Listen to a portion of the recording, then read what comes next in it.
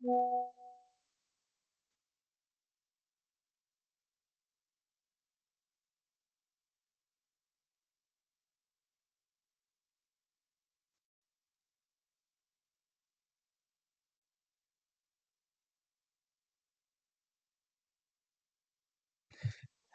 good morning, everyone.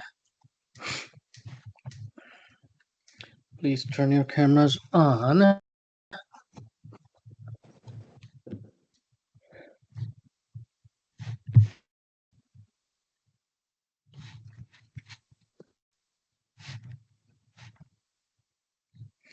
How's everybody this morning? Trying to open your eyes?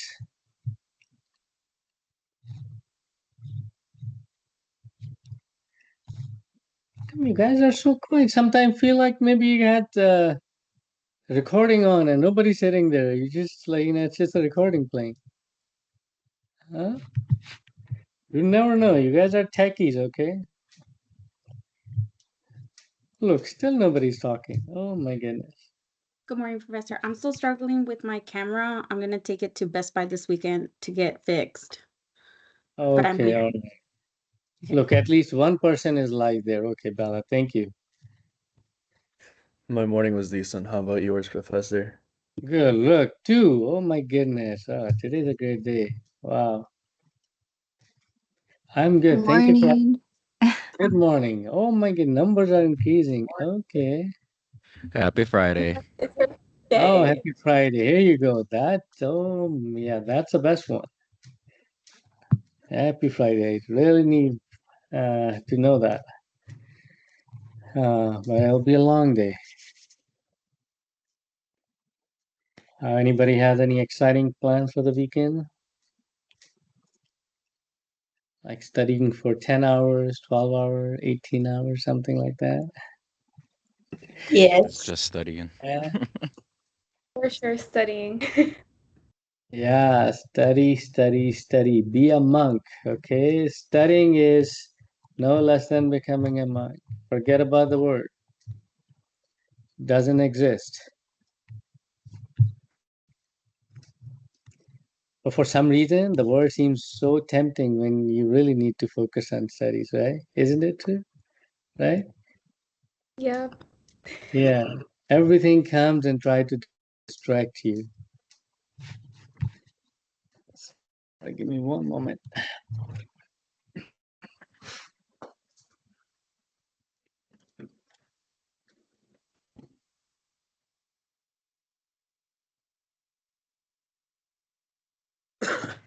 Excuse me. Sorry about that. Yeah, I still remember when I was in college, and then everything exciting, all kind of games, all major cups, leagues, everything will all come up whenever there's exams. All the weddings and everything. Professor Straw. Yes. Hi, good morning. Sorry to interrupt. I have an appointment at 12, so I'm gonna need to log off about 11:50. Okay. I can still listen in my car though, so I'll just log out and log back in. No worries. That'll be fine. Thank you. Hi, Professor Shra Tamaka. I had sent you a message on Canvas about me not being able to attend the full session today. I just want to confirm that you received that. It was Okay, if you did. Mhm. Okay, no worries. Okay, thank you. Mhm. Okay, we are still missing one person, one ghost in the town, Vishal. Anybody heard from him? He Yeah, said he just that. needs a couple of minutes. Yeah. Okay, okay. All right, all right, all right. Any questions, anything else, guys, while we're waiting? We'll give it a minute or so.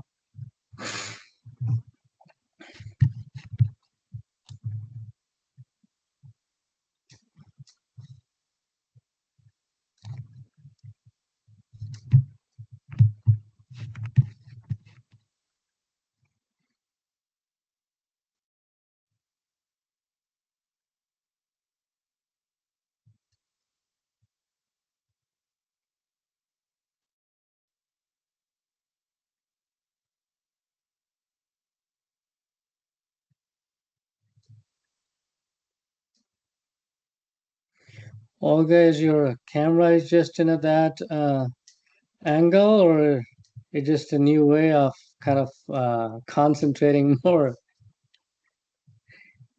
Yeah, I'm trying to absorb it like differently, Like but I'll fix increasing it. the blood flow, right? Increasing the blood Yeah, flow. Okay. I'll change it. It doesn't hurt to try, right?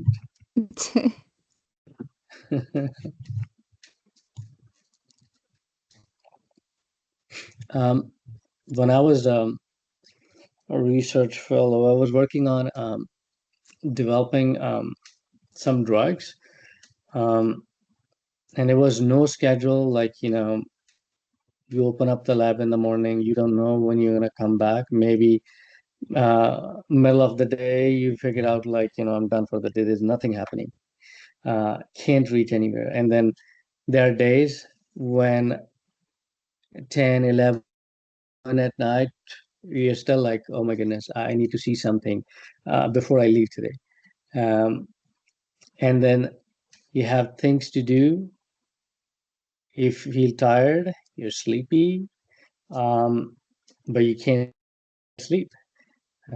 Because again, when you have goals to achieve, you got to push yourself hard. And then I used to go up on the top of the building. It's like really cold out there, and up fell, a big cup of water and pour in my head on my head. Can wake up my eyes wide open. It wasn't fun, but I had to do it. Otherwise, I would just go to bed. I couldn't afford to do that. So You didn't drink it's like a not, lot of coffee? huh? Do you drink a lot of coffee? Well, coffee at some point, at some point you feel like nothing is working. Even coffee seems like, you're drinking just water. You're so Yeah. tired, you're sleepy. It's like nothing works. So you have to just try something different. I used to do things. I'll just kind of start walking for a few minutes, or just cold water on my head. Mm. I, you may feel like something like I'm exaggerating, but I'm telling you the truth. There were times I was sitting. I never had a habit of sitting on table and chair. I don't know why. Um, Even though that's a great way of focusing. But I was always sitting on my bed. But there are days when I had study sittings for about 18 hours. Oh. I I used to feel like I'm dead.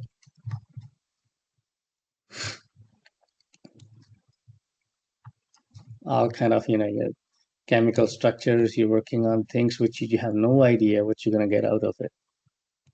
When you're working on research um, projects, it's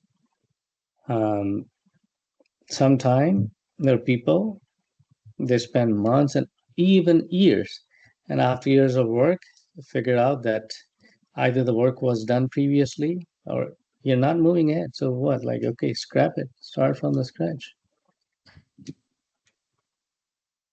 A lot at stake.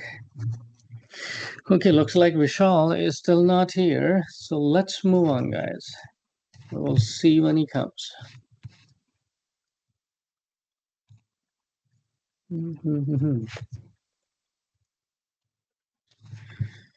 Okay, and okay.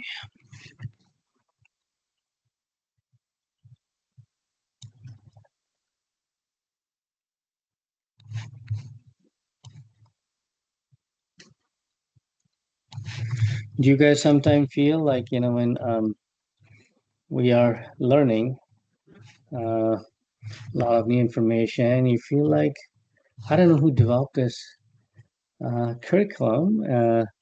We are nursing. Why they're teaching this? It's when I'm gonna use, where I'm gonna use this. Do you feel like that here and there? Yeah. Shahina is, yeah, but I don't want to say it. Yeah, I feel like I'm gonna forget everything later. Yeah, it's That's how it is. When I felt the same way when I was in the pharmacy school. Um, they're teaching me like, okay, how to make uh, those machines to manufacture these medication. Right? Like, I'm not gonna manufacture them.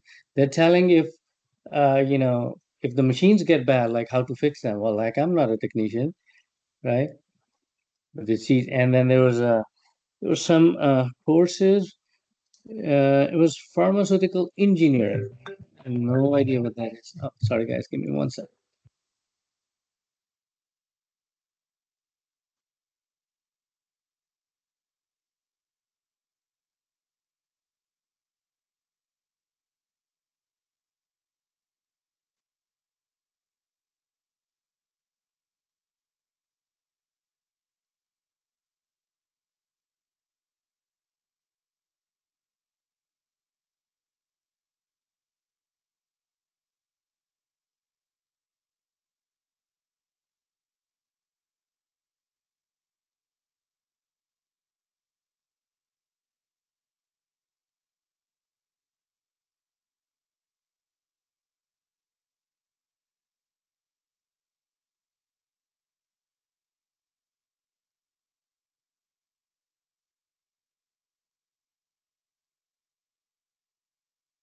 Okay, sorry about that, guys. I had a little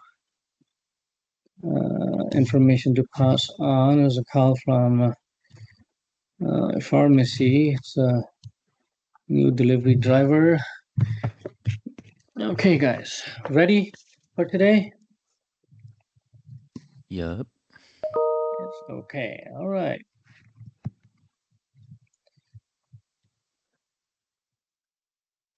Okay, let's start the first chapter. Can you see my full screen? Yes. Yes. All the colors. Okay. So adrenal drugs, we're going to talk about the problems associated with the adrenal gland and medications to treat um, which indications they're used for, interactions, um, any contraindication, adverse effect, all those things, and then what are the important factors while you're developing a nursing care plan or part of your nursing process. So first of all, let's talk about adrenal gland. First of all, where this gentleman is. As you can see on the picture, we're sitting down, relaxing them, right? Just bothering you. Adrenal gland, a small triangular shaped gland located on top of kidneys, both kidneys, sitting on the top.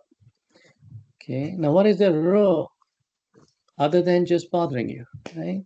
They play important role, guys. Body's endocrine system. How they produce hormones. And what those hormones do. They regulate body metabolism, immune response, blood pressure, response to stress, all those things. Now moving forward, parts of adrenal gland divide into adrenal medulla and adrenal cortex.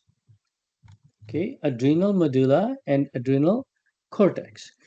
Now, adrenal medulla is the inner part of the adrenal gland, which produces, once again, to give you a hard time, they say it's called catecholamines.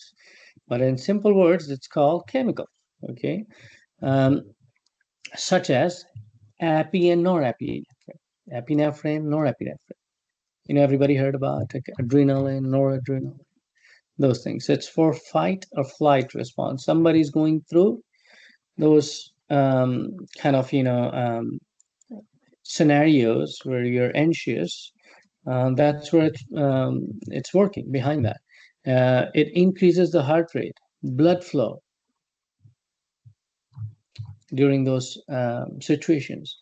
On the other hand, adrenal cortex is the outer layer of the adrenal gland.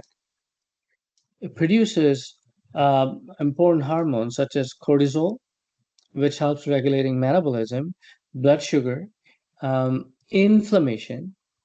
Then another one is aldosterone, which regulates sodium water balance, potassium in the blood, and it affects blood pressure. And then androgens. So these are the sex hormones, but in smaller, very small amount. Mainly, we are talking about the cortisol, aldosterone here.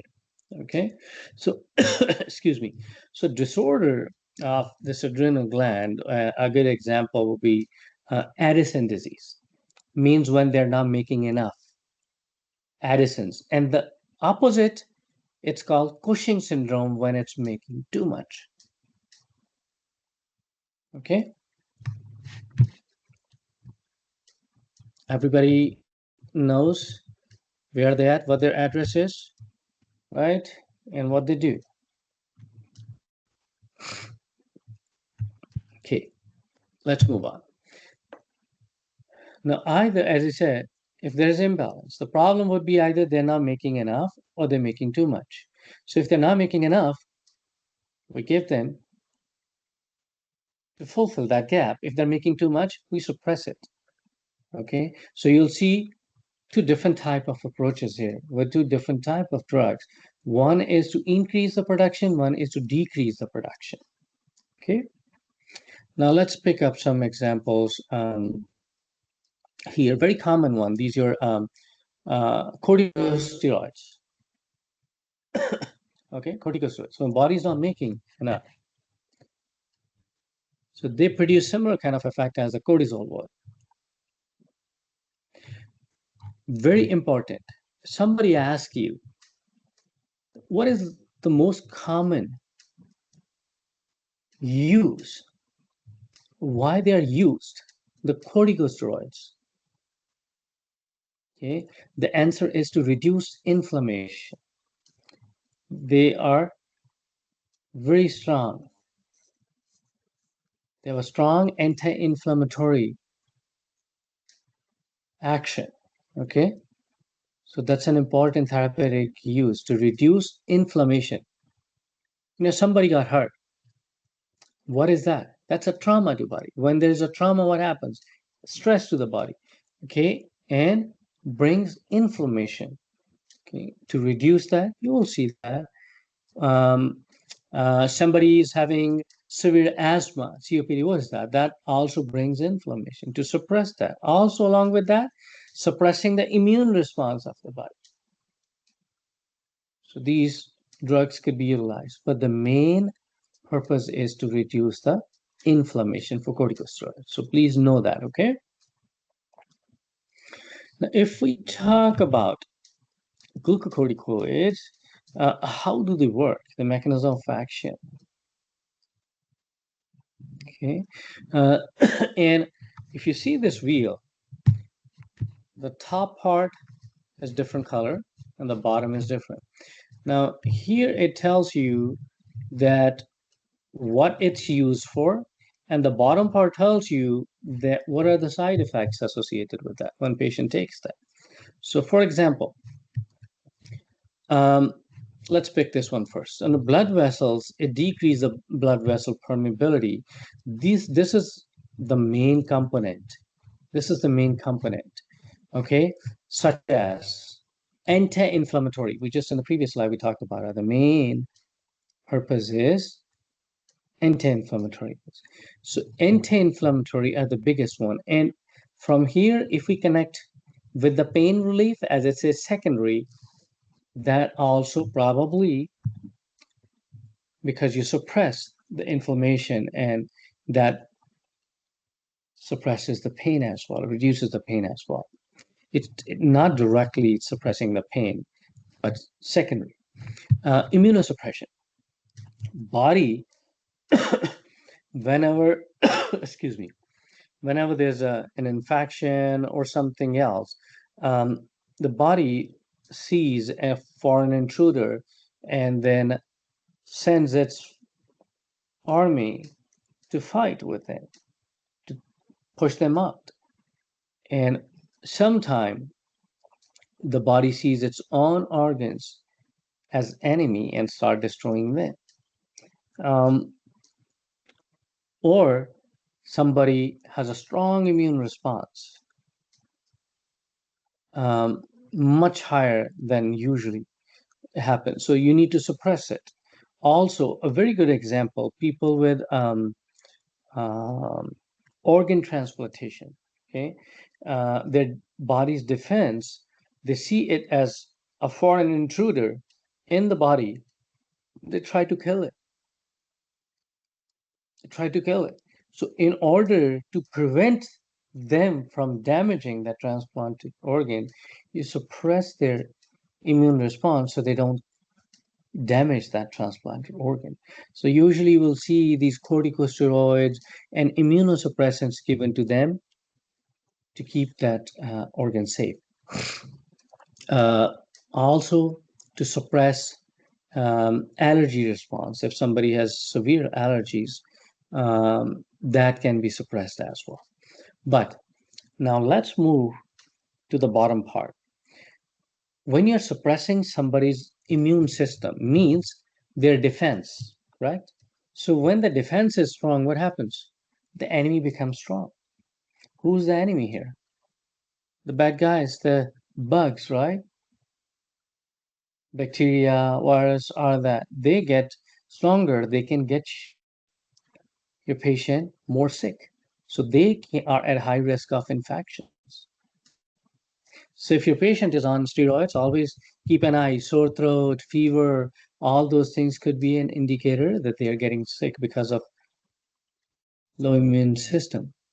Muscle pain and long-term use of steroids can make patients' bone weaker.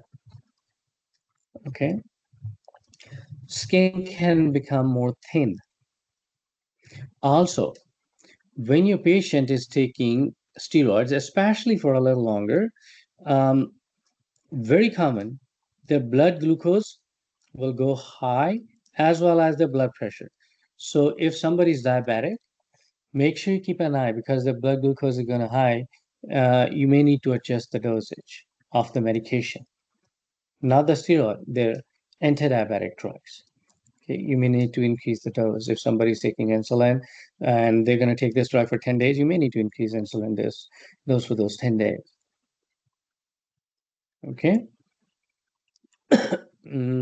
Also, long-term use, it increase retention of water. So your patient may show signs of edema. Okay.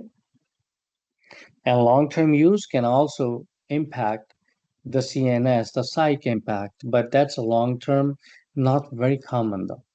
Okay. Another important part is on eyes. Long-term use can increase the intraocular pressure and can cause glaucoma and damage the vision. Okay. Next question is, who do we give it to? What are the indications? What conditions? So first of all, the important one is to know adrenal insufficiency or adrenocortical deficiency, right? Because these are produced by adrenal glands, and whenever they are not able to make, that's when you give these medications. So the condition, disease for what these are given for, that adrenocortical deficiency. That's what you give it for. Now, if you look at more generic, more simplistic way, uh, we mentioned previously that most common use as an anti-inflammatory, right? So that's where you will see the most common. Anybody experiencing inflammation, that is something common. It could be somewhere in, topically what you can see, or it could be in respiratory conditions where you can see it. Okay, organ transplantation, as I said. So these are very common ones. Um, Excuse me. Now, contraindication. The patient with certain condition who should not be using, as well as certain condition where they can be used with caution, which requires more frequent monitoring, such as diabetes. And what was the reason? The long-term use, even actually it's for a few days, blood sugar can still go up. The long-term is much more complicated. So this diabetes, gastritis, reflux disease, ulcer, it can be given, but you have to be cautious. Okay, you have to be cautious. But contraindication is somebody allergic to, somebody is going through severe infection, sepsis. Okay, those are something you should not be giving it to. Now, when we talk about their side effects, okay, there are a couple of slides. You can use anyone to memorize. But these are class effects for all steroids, okay? And they're important to know. Such as, it is going to increase the blood pressure, okay? As well as, somewhere we talked about the blood glucose, okay? So blood glucose and blood pressure is gonna go up, okay? Blood glucose, blood sugar is gonna, blood glucose and blood pressure is gonna go up. So hypertension. Now, pressure in the eye, glaucoma is gonna go high, okay? Cushing syndrome or symptoms means fat on the belly, big belly, buffalo hump here, moon face with long-term use, okay? The bones become weaker with long-term use. Increased risk of infection because their defense, the immune system goes weak. And if they have a wound, they get sick, it becomes hard to treat them. Hirsutism, unwanted hair, unwanted hair. Hairs growing where they shouldn't, like facial hair in women. Increased appetite, they're more hungry, okay? They're hungry all the time. Emotional disturbances, insomnia, taken later during the day, they may stay awake. Edema, because they hold on to water. And the potassium may go low. Hypokalemia. So just remember, any of the drug in this class, all these things belongs to all. Okay, this is also same thing. Okay, nothing different. I just used a different slide. Maybe whichever you want to use. We talked about this already. Nothing different here. Okay, one thing I want to point out here, like here, aspirin, other than NSAIDs and other produce additive GI effects. So make sure if your patient is taking steroids or if they are taking NSAID, if you give these together for long term, your patient is at much, much higher risk of GI bleed. Increase the risk of GI bleeding. Okay. This is another way of remembering. Again, everybody can develop their own mnemonics. This is, created for what they're used for, like Magic Ball for multiple sclerosis, asthma, allergies, genital arthritis, inflammatory bowel disease, COPD, pains, atopic eczema, urticaria, lupus. These are side effects, say corticosteroids. So Cushing syndrome, osteoporosis, reduced growth, thin skin, all that. So if you like that, you can use that as well to kind of memorize the good and bad part of it. Now let's go over some common examples.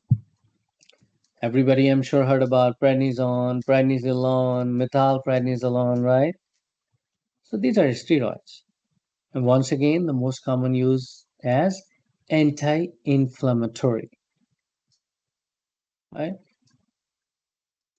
You may have seen those Medrol dose pack givens like for 5 days, right? Start with these many tablets, then reduce every day, taper it down. Somebody's having some severe respiratory issues or something, and to suppress that, these drugs can be given along with antibiotics and stuff. Okay. Now, I'm going to pass this on because side effects, we already talked about the whole class effect, and everything applies to all the drugs, so nothing different. Okay, this is another one, methylprednisolone.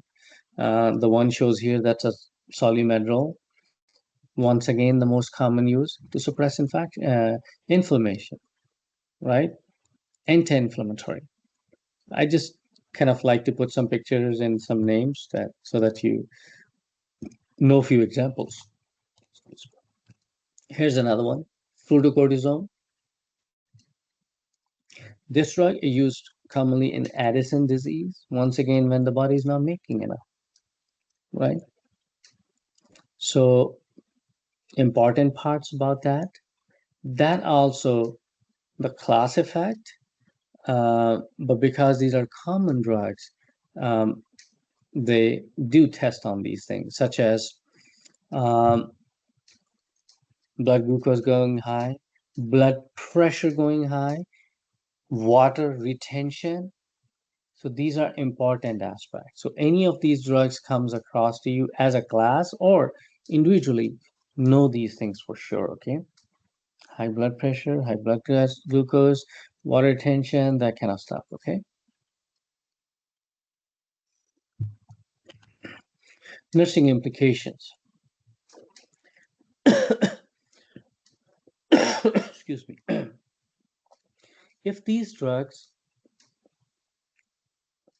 and if you come across a patient where you expect these drugs to be used for long term, especially in kids, make sure you monitor the growth pattern as well, because it can slow down the growth as well, okay? So that's another aspect. Keep an eye on their weight, intake output, keeping in mind, because it can retain water, can cause edema. So that's why I want to keep an eye. Okay. Another important aspect of steroid use. Have you guys noticed, as I gave an example of Medrol dose pack, has anybody seen Medrol dose pack? Anyone?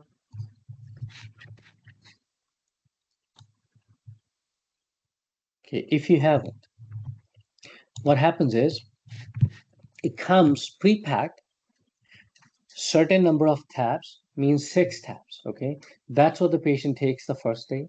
Next day, they take 5, next 4, then 3, 2, 1. Do you know why?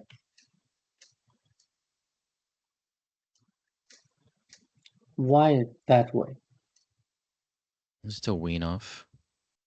So these drugs should be tapered off, not stopping abruptly. The reason, well, why we are giving it? Because the body needs it. Okay, maybe we need to suppress the inflammation or immune response, whatever it is. Now, you have somebody who came to you, hey, can you feed me? I'm hungry. I need food as for my lunch and dinner, and for next 5 days. It's like, yeah, I'll give you that. So you drop food, you drop lunch, you drop dinner. Next day, same thing. But then the third day, you drop the lunch, but you forgot. You didn't drop uh, the dinner. Now the person didn't know that you're gonna forget, or all of a sudden you're gonna decide I'm not gonna drop it. They were waiting for you. They were not prepared. Similarly, the body produces its own. but because they're deficient or they need additional support, that's why we're giving this medication. Now, the first day, if you give them 6 and next day you give them 5 and all of a sudden you stop, the body didn't know that all of a sudden you're not going to provide any support. It's just in a shock. Oh my goodness, I'm hungry. Where are you? Right?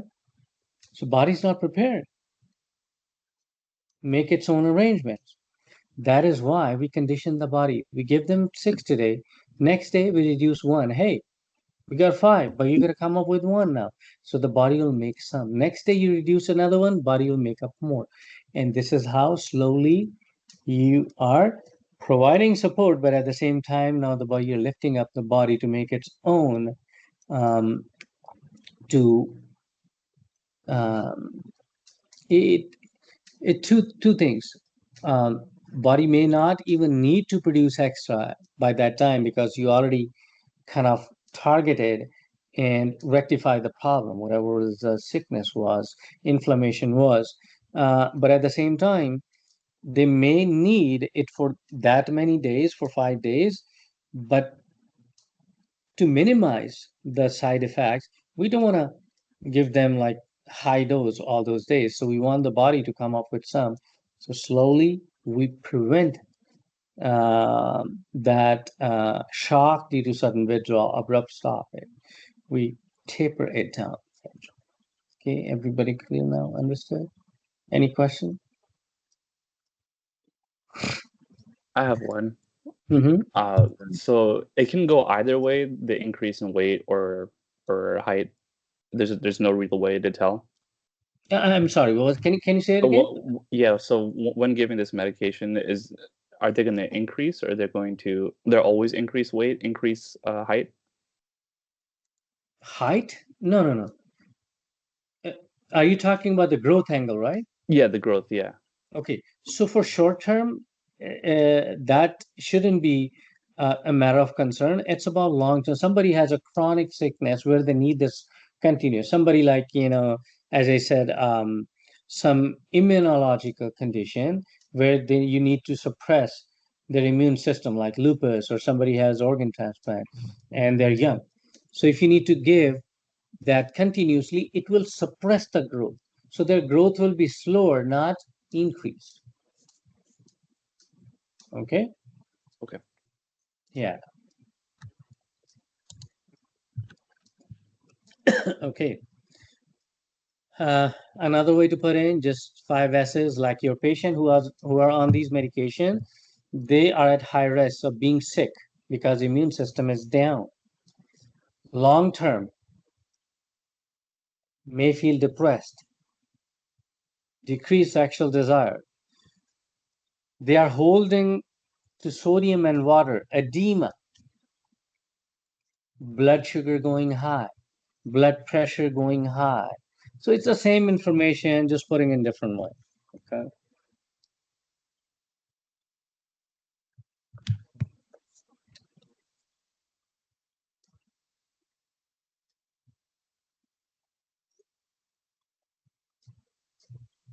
Sorry.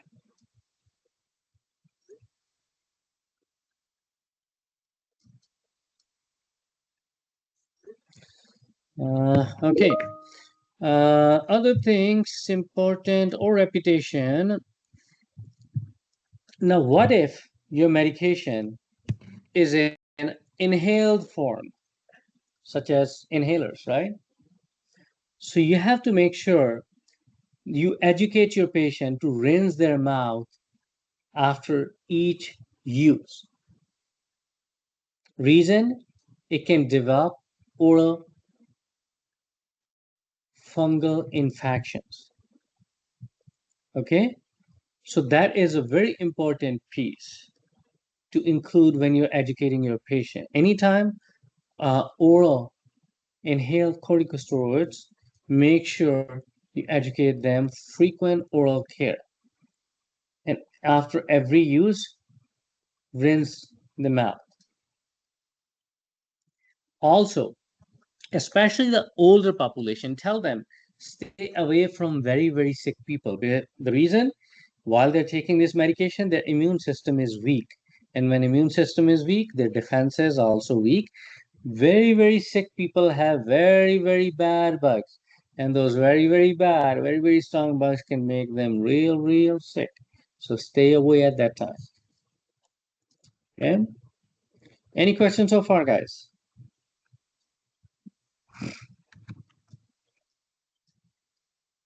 Any question? No? Okay.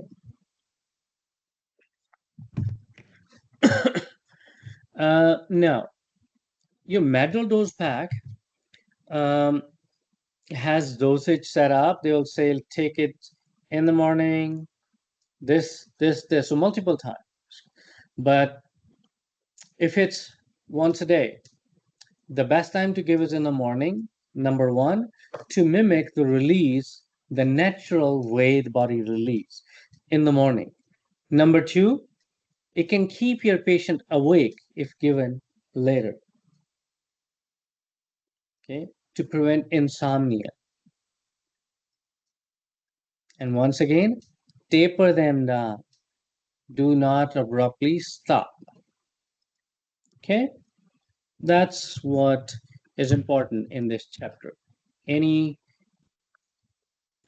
any question? Any or many things? No? Okay. Vishal, what time did you come in?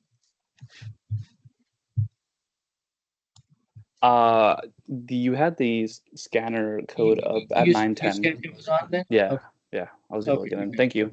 Okay. Thank you. Just want to make sure that you are in there. Okay.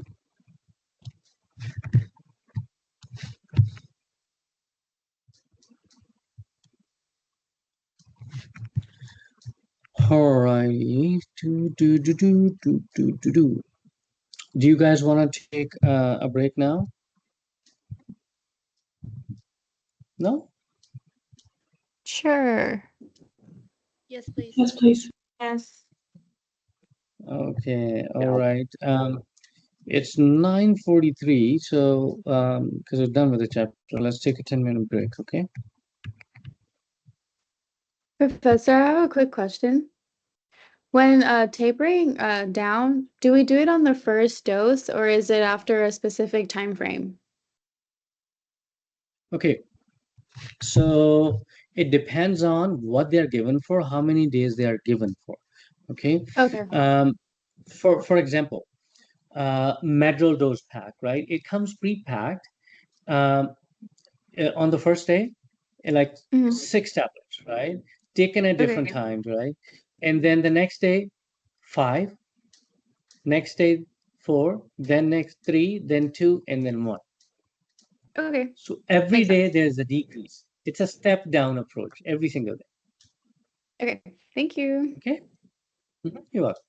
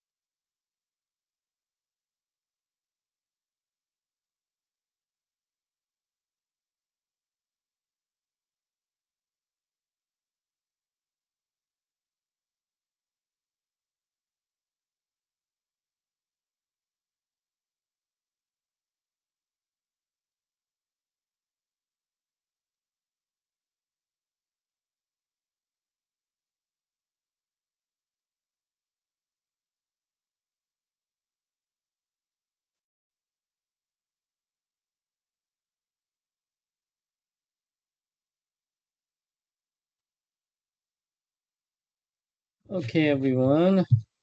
Welcome back. Let's turn the cameras on.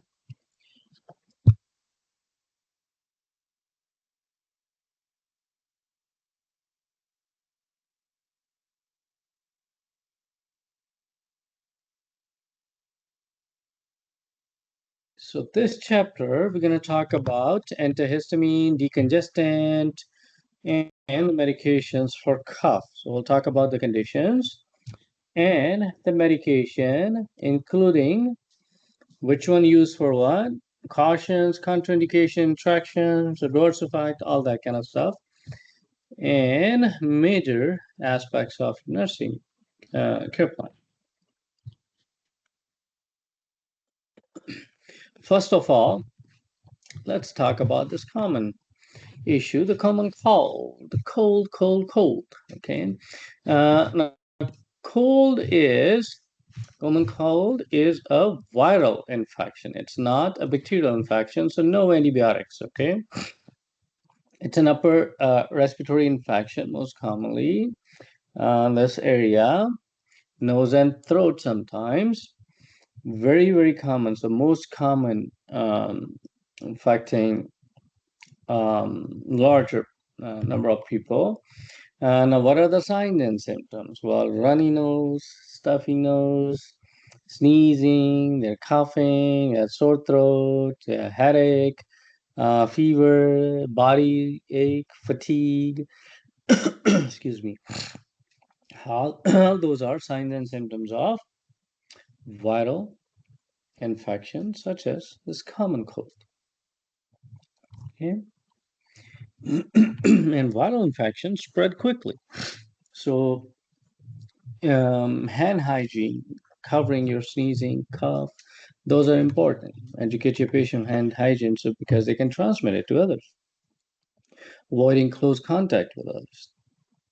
Covering mouth, nose, um, disinfecting the surfaces. These are common things what people can do to prevent further spread. Okay. Professor Straw, Mhm. like for example, if the weather like changes or like let's say you go out and it's really cold, can that cause you to have a cold or is it just because it's a viral infection? Viral infection is different than that, but being cold, feeling that is something different. Because like some people will say like, oh, don't go out in the cold or you're gonna get sick or you're gonna get a cold. Like I don't know, I Okay. always hear that. Yeah, that's common, but it's a different angle what you're looking at. That's something you're feeling cold, and that makes physiological some changes in the body, right? Oh, That you have runny nose and all that, but that's not a viral infection. okay. Excuse me. You may have similar symptoms, okay? You may have similar symptoms. You have fever, body ache, or something because of those extreme temperature, but again, it's not because of a virus. Mhm. Okay. All I have a right. question about that actually. Mhm. Because I thought that like being out in the cold and stuff like that, it lowers your immune system, and then it could lead to like the cold or like the viral infection. Is that not right? Or I mean, you can, you're right as well, but again, that's not the major um, reason or the cause of these common colds. But there are so many things which can, decrease your immune system. For example, even somebody, excuse me, somebody, if they're in a hospital for trauma or something else different, not that they have an infection, but the body is under so much stress that their defense goes down and then they can catch infections. So the reasons could be different. And there are some reasons when, as you pointed out, could be, but that's not what we're talking about here. That things can happen from so many different ways. Um, but major, we are focusing here, we're talking about how most commonly people catch the viral infections. But yeah, there are some exceptions that when body goes through certain level of stress, and that can cause those kind of issues as well. That's not completely untrue. Okay. Thank you. Okay. Now, what happens during the cold? Like when, when we say, "Oh, my nose is like, it's runny and stuffy, like, can't breathe well." The vessels, the blood vessels, they dilate. The blood vessels dilate. They make, and there's inflammation. So the airway, the passage becomes also tight. When you give them medications, they constrict the vessels, reduce the inflammation, and open up the airway so that your patient can breathe better. Okay.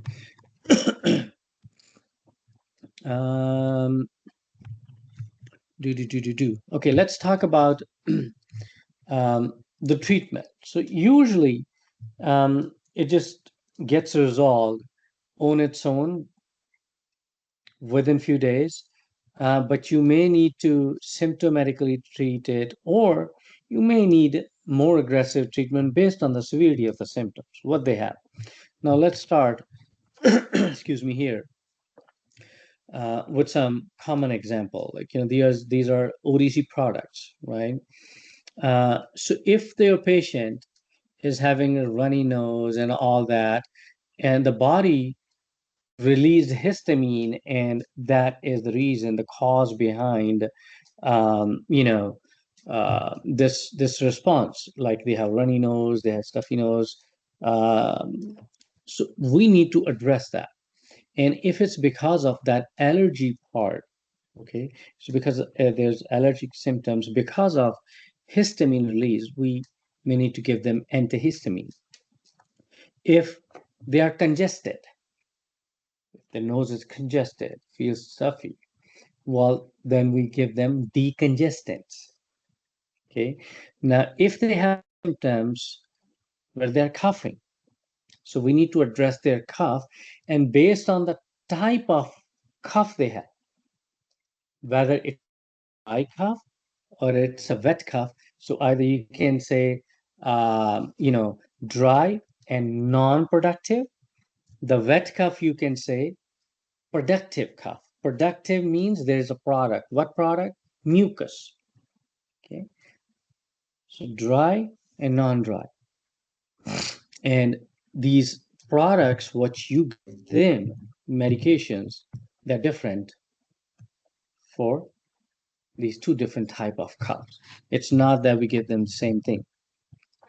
Always educate your patient to rest enough, hydrate enough. And if they're having a lot of mucus, it's extremely important to hydrate enough so that the mucus becomes thin and you can expel it out. It's never a good idea to hold on to mucus. We need to expel it. And the best way it is to make it thin. So it can easily, the more thicker it is, the harder it is to expel out. Okay. So your examples, your antihistamine, like Benadryl, that's definitely right. So that's one of the most common one. Then there's loratadine, and we're going to talk about different generations in the antihistamines. Okay, and what does it even mean? Then there are decongestants such as pseudoephedrine for nasal congestion. Then your patient may need painkillers like your Tylenol, ibuprofen, right? And then cough suppressants for cough. And if they're having sore throat, maybe they throat lozenges or kind of spray. So we look into symptoms. So it's more like a symptomatic treatment. Everybody may have different type of symptoms.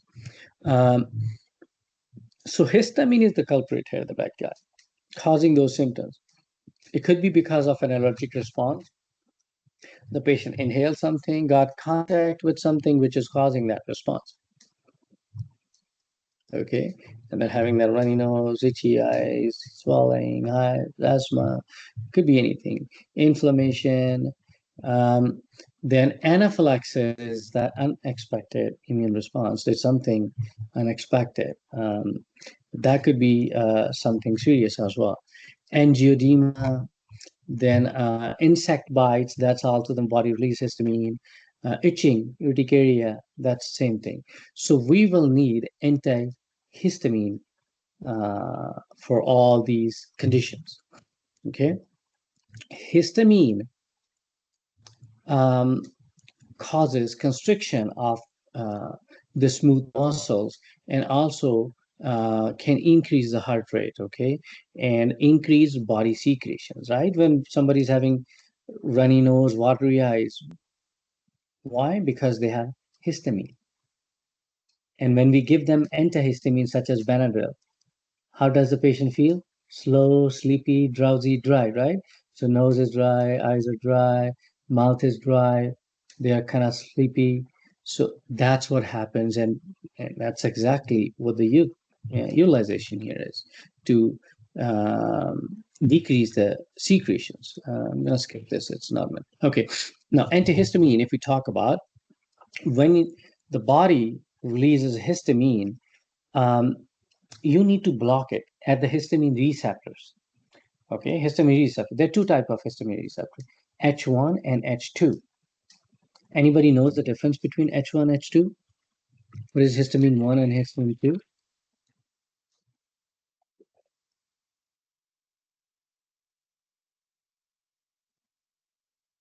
No? Okay, so remember this. H1 is associated with allergies. Somebody's having runny nose, watery eyes. That's histamine 1. Okay. And we give them, if we have to give them antihistamine, which one would we give? H1 antagonist, okay? Which works on the histamine 1 receptor. H2 is associated with acid production. Somebody's having acidity. Everybody heard about ranitidine and stuff, right? For acid. Those are OTC drugs. You mean like an antacid? Yeah. Ranitidine, famotidine, those are your H2 receptor antagonists. Okay, so H1 related with allergies, H2 with acid. Okay, don't mix them up. Know them well. Everybody know now what is H1 and what is H2? So if you give them antihistamine, such as Benadryl, which is H1 receptor antagonist, so it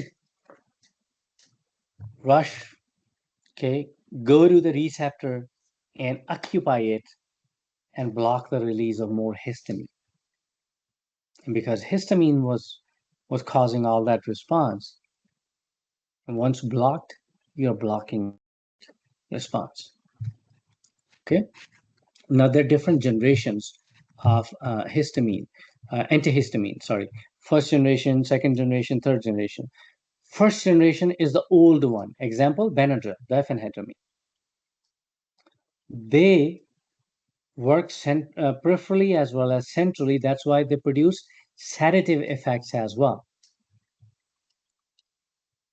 The newer generations are either less or do not have any sedative effects. Okay. So somebody asks you, how does it work? Well, they block the H1 receptors. H1 receptors, so they compete with the histamine to occupy the vacant open receptor. If they're blocked, then they cannot push histamine away. Once again, related to allergy.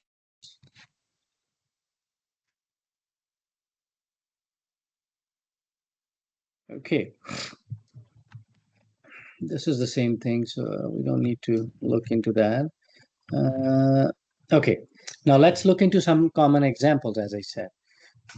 H1 antagonists, right? Or H1 receptor blockers, whatever you call them. So older generations such as Benadryl. So just stick name to each generation so that you can understand which one is what. So first generation, very common, your Benadryl. They are very effective, but they have unwanted side effects like the CNS effects, which makes your patient slow, sleepy, drowsy. So safety risk is associated with that. So the patient, they shouldn't be driving and doing other things along with that. Shouldn't be taking this during the day. Now, what if they need it during the day? Well, then give them the second or third generation, which does not cause CNS adverse effects. That's sleepiness, drowsiness. It does. Okay. Then your cetirizine, loratadine, there's decyloratadine, levocetirizine. Those are the new ones. Always remember, okay, these names, some of these names, like your cetirizine, diphenhydramine, fexofenadine is Allegra. All these drugs are H1 receptor antagonists. H1. Now these are your H2 blockers or H2 receptor antagonists, like your Pepcid, your Zentec. These are H2 receptor. And what are they used for? Heartburn, right? Acidity, heartburn. So please know that. It's important what they're used for both H1 and H2. H1 for allergies, H2 for heartburn. What would you expect? What is the expected therapeutic outcome if your patient is on Zentec, ranitidine?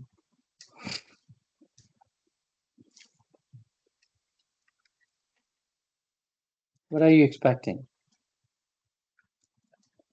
Did you say Zyrtec and loratadine? I didn't really catch the first part. Zentec, see on the screen, left top, Zentec.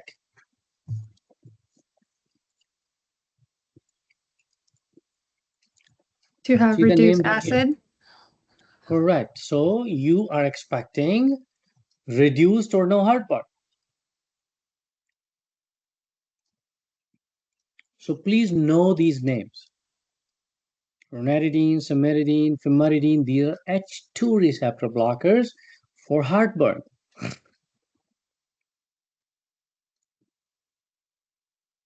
Now, which condition they are given for? Well, heartburn, GERD, gastroesophageal reflux disease, peptic ulcer. Those are the conditions these drugs are used for. Now, here's an example of your 3 generations of antihistamines, your H1, allergy ones, okay? H1. Example, first one, most common, diphenhydramine, Benadryl. Just remember that. Promethazine. Those are first generation. So bad thing associated with that, they make your patient experience CNS adverse effects, slow, sleepy, drowsy, dry. That's what it makes. Second generation, like your loratadine, cetirizine, they have less unwanted adverse CNS effects. Third generation, pretty much they call daytime antihistamine. So they don't make your patient slow, sleepy, drowsy, dry. Okay? Everybody clear? Any question?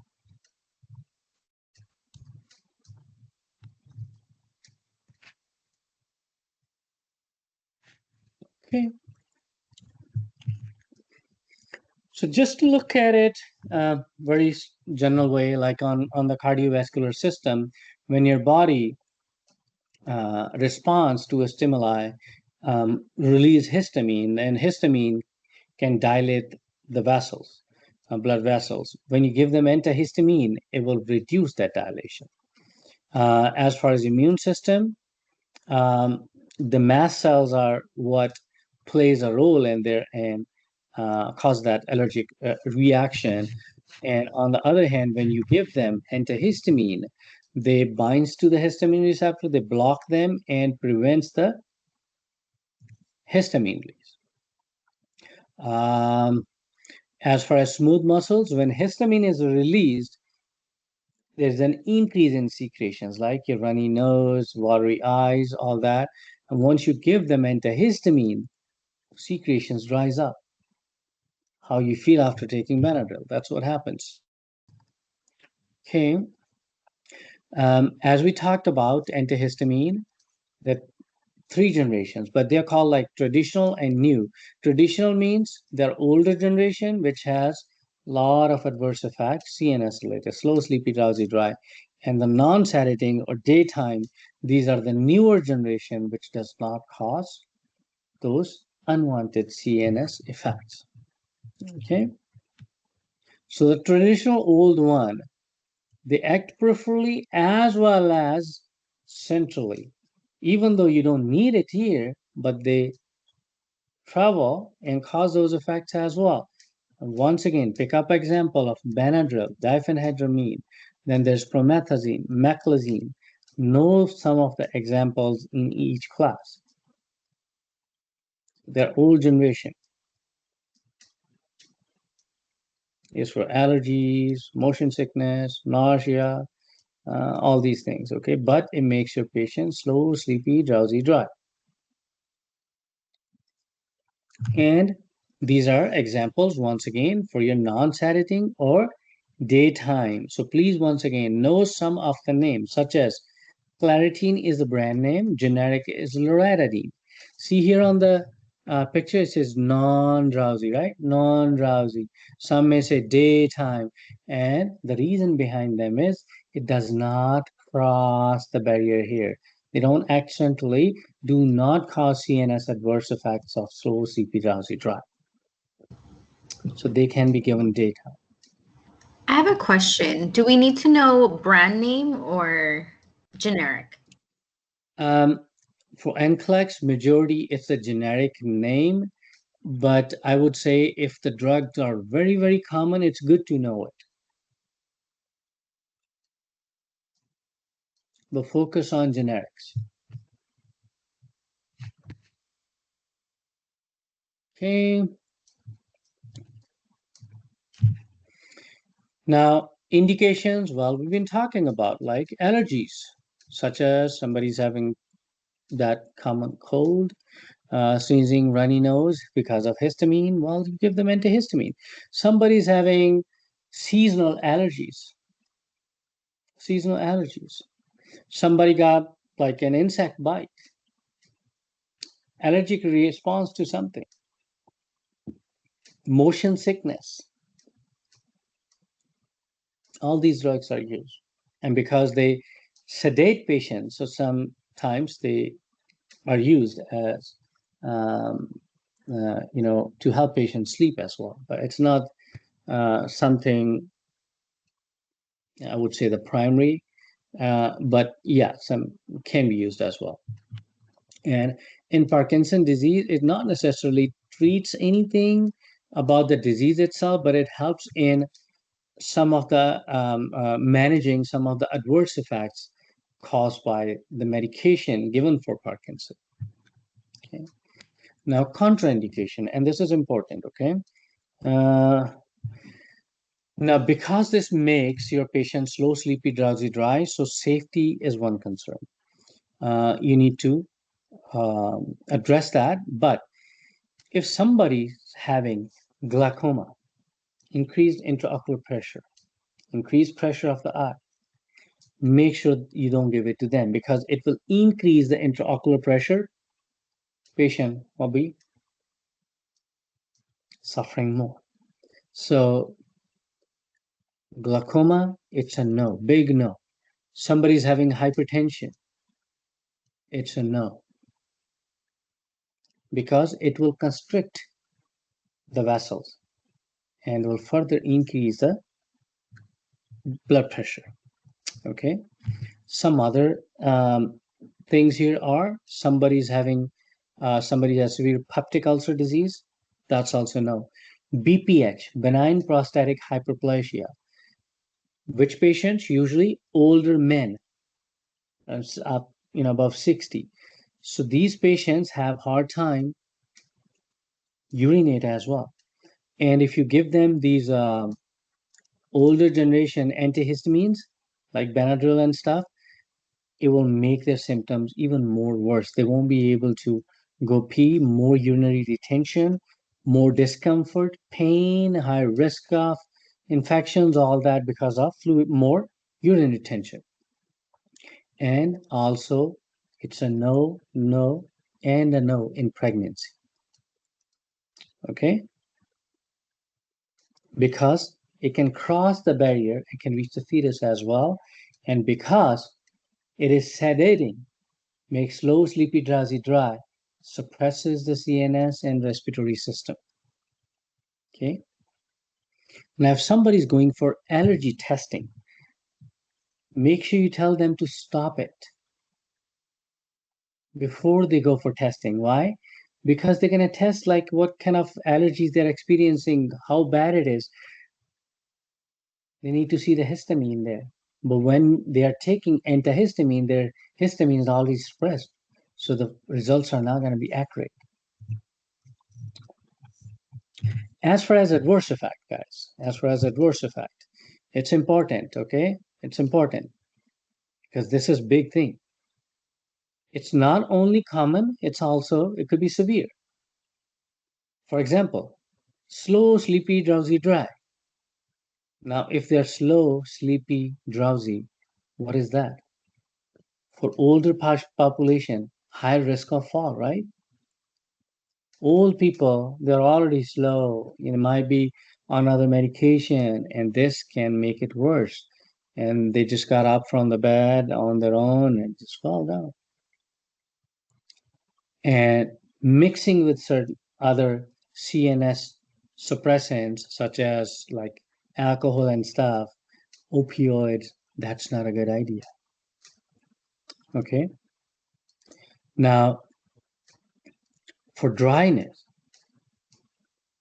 you need to educate your patient to increase the fluid intake. Now, it may cause constipation as well.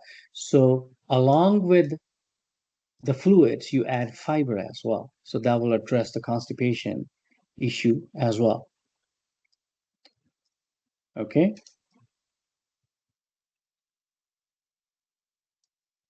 And if it is causing GI issues, educate your patient, you can take it with food.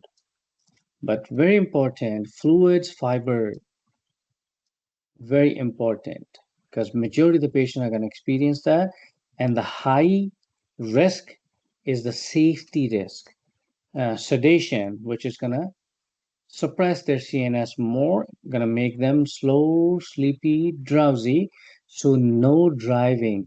Do not get engaged in any activity which requires you to be alert. That should be your statement when you're educating your patient. Okay? Any questions so far? Yeah.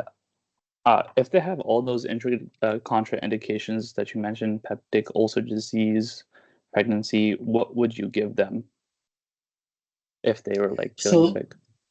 We can give them the newer generations. Oh, right. Okay.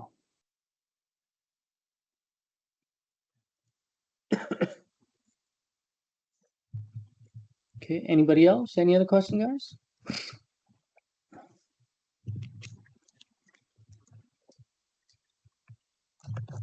No?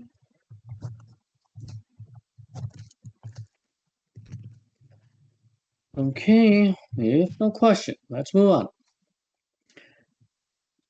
The same things listed here, like, somebody's has glaucoma, that's a problem because it will increase the intraocular pressure.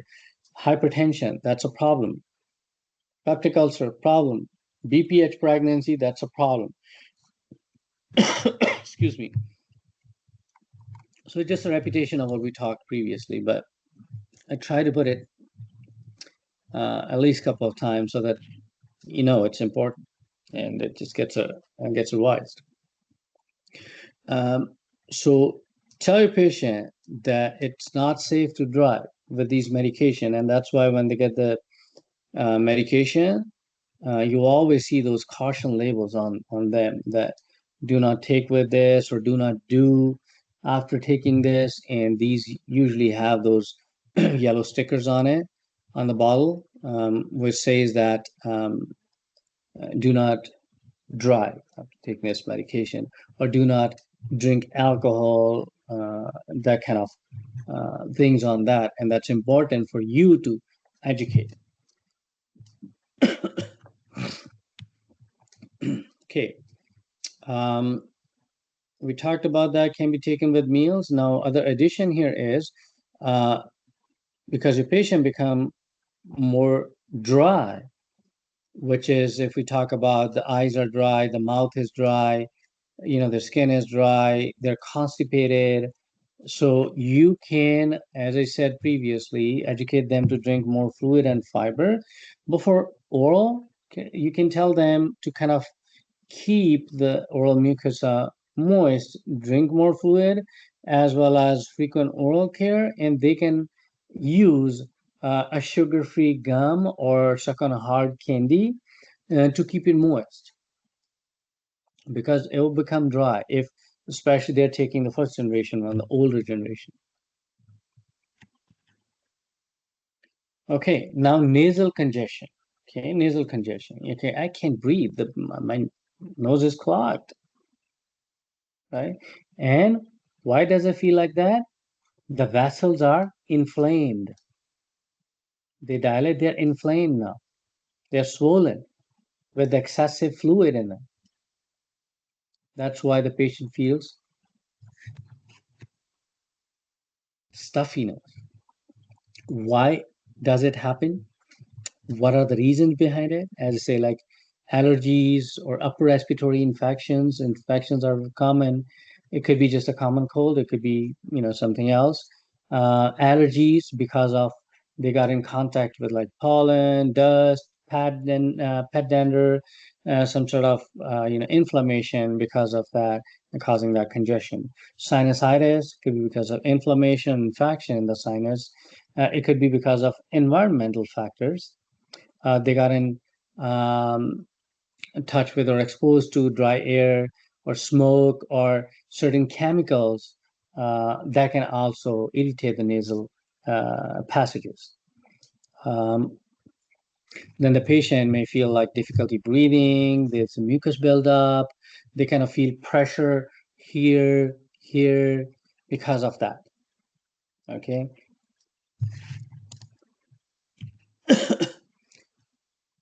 Now, if we know there's a congestion, what can we give? We put a D ahead of the congestion, decongestant. So they help relieve the nasal congestion. How? By addressing the problem. What was the problem? Swelling, inflammation. So they reduce the swelling. Makes it easier to breathe. How? Remember, the vessels were dilated. Here, they constrict them. Passages become more clear. What are the common examples? The topical, such as like nasal sprays or drops, your oxymetazoline, which is Afrin, then there's a phenylephrine, then xylometazoline. These are examples. They constrict the blood vessels in the nasal passage and open them up.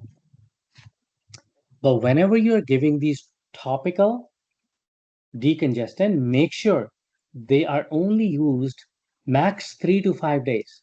Very important, okay? Nasal decongestant should not be used more than 3 to 5 days. The reason? Rebound congestion. Rebound congestion. They may take oral for a little longer. That has very low chances of rebound congestion as compared to these topical, the nasal ones. Okay? Oral, your pseudoephedrine, phenylephrine, these are your oral decongestants. And then they're like anticholinergics and corticosteroids. Remember, corticosteroids, they suppress the inflammation. Okay, so you'll find oral, you'll find Inhaled, you'll find topical in different formulations. What are the indications? Which condition, diseases they are given for? Well, somebody's having acute or chronic rhinitis, common cold, sinusitis, any kind of response which has or which causes swelling, inflammation, nasal passage, they're stuffy, they're congested. That's where they can be given to reduce the swelling by constriction, the constriction of the blood vessel. Okay? If somebody asks you what is the mechanism of action,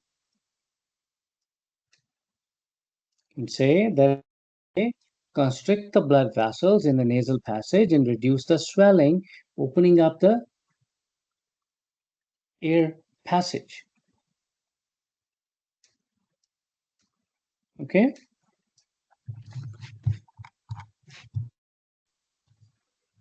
Okay. Now, if they ask you, how does these nasal steroids work? Very simple. They reduce inflammation. They reduce inflammation.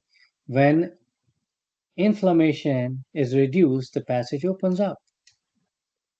How they do that? They suppress the immune response. Immune response. They don't do anything with histamine or anything. They suppress the immune response of the body. Okay. Now, here are some examples of what we're talking about, like Afrin. Then there's Flonase, fluticasone, Atrovent. These are some examples of topical, means topical in this particular area. We're talking about the nasal passage, nasal.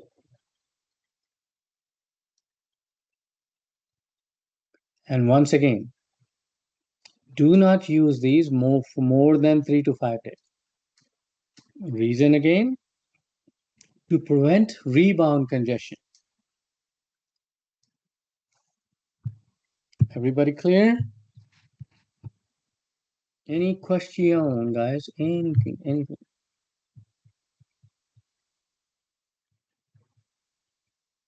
No? Okay. Excuse me. Your common intranasal, your steroids, they're like your beclomethasone, budesonide, fluticasone, and then triamcinolone, which is nasocard. They are used very commonly when there's issues are persistent and they're severe. Then there's another class, anticholinergics, such as ipratropium, Atrovent. Okay, and always these anticholinergic also makes your patient slow, sleepy, drowsy, dry. It's the same thing what antihistamine do. Okay, one more time. Topical nasal decongestant should never be used for long term. Only max 3 to 5 days. The reason? To prevent rebound congestion. Okay, on the other hand, if they're taking oral, well, that does not put your patient at risk of rebound congestion. But they act slower as compared to the nasal topical ones. They're more quicker, but can be used long.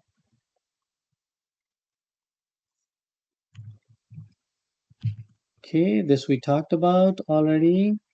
This we talked about already. So if visually you wanted to see, like this is when nasal vessels, they're dilated, and this is like air passage here, the nasal passage. So when this is swollen, this is less space open to breathe. And when you give them the medication, so they constrict them, reduce the swelling, and the nasal passage opens up and they can breathe better. Okay, now one thing important I want to mention here, because remember here, they are causing constriction of the vessels, vasoconstriction. What happens to the blood pressure when you're causing vasoconstriction? Does the blood pressure go higher or lower? Higher? Higher. So what's the condition called?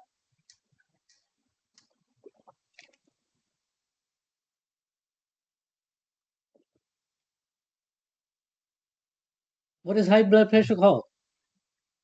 Hypertension. Hypertension. Hypertension. Okay. So these drugs cause vasoconstriction. So one of the risk is hypertension. So know that, please, okay? Now, once again, contraindication, we talked about them, right? Glaucoma, hypertension, BPH, these are the most concerning factors. The conditions are. So that's a big no, no, no, and no. And another no, and another no, okay? And you can add those no. That is important because your patient is going to suffer. Okay, this I'm not worried much about. All right, interactions. Interaction is if they take it with something which will multiply the adverse effects, the side effects they might experience with those drugs, such as MAOIs, monoamine oxidase inhibitors. These gentlemen are not friendly with anybody. Okay, increase the blood pressure if they're taken together. Okay, they don't like anybody. So monoamine oxidase inhibitors, you see, you should ring the bell and see like, is there a potential interaction? Now, patient taking these medication, educate them not to drink too much caffeine. Okay, if they're experiencing fever, cough, any unusual symptom which are not resolved within a week, maybe they need to look up deeper. Could be something else which is causing these symptoms. Okay, and educate your patient to drink lots and lots of water. Lots and lots of water. Hydration is important as well as prevent dehydration because they're going to be dry. Now let's talk about cough. Okay. Now cough is a normal reflex action that help clear the airway because of like some irritant there. There's mucus, some foreign particle. So that's a normal response. Excuse me. It can be classified as acute, which is probably lasting less than 2-3 weeks, then subacute, maybe 3 to 6 or 8 weeks around there, and then chronic more than those 8 weeks. Okay, now the reasons behind cough could be, I mean, a lot of reasons. Could be respiratory infections, such as common cold, bronchitis, allergy, asthma, even GERD can cause that. Too much of acid production cause cough as well. Exposure to irritants, like somebody works at a factory, chemical factory, paint factory, those are at much higher risk. People coming in contact with smoke, dust. Now, as far as their properties, cough can be divided into productive, which is the wet, which has mucus, and the non-productive, which is the dry cough. Okay. Once again, productive cough is the wet cough, which has mucus secretions. Non-productive is the dry cough. It does not have mucus.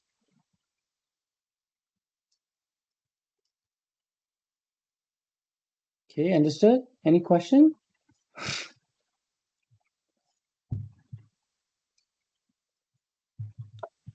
Professor, I have a question about I'm gonna go a little bit backwards to the nasal decongestion. So a contraindication is narrow angle glaucoma. is it also contraindicated in closed angle? Okay, so there's open angle and closed angle, okay, or they call narrow angle. So closed angle is the biggest concern.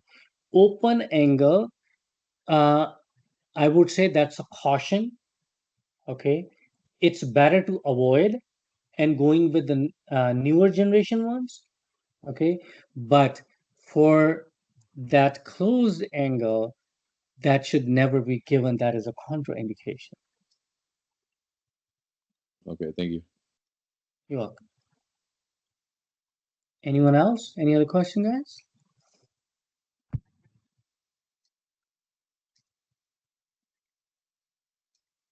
No? Okay, all right, if you say so.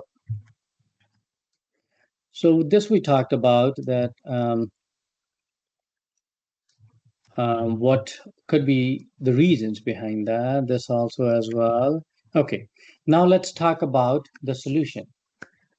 Different type of cough, different type of solutions, the medication, based on if it's a dry or productive cough. Okay, so they will relieve or suppress the cough and how they're classified, such as your antitussive, expectorant, mucolytic. Let's talk about that, what they are. Now, first, let's talk about cough suppressant. Means they're going to suppress the cough. What is the other name? Antitussive. Antitussives are cough suppressant. What they're going to do? What is suppression? Telling somebody shut up, right? You're just suppressing it. So this is used for dry cough, dry non-productive cough. So know that, okay?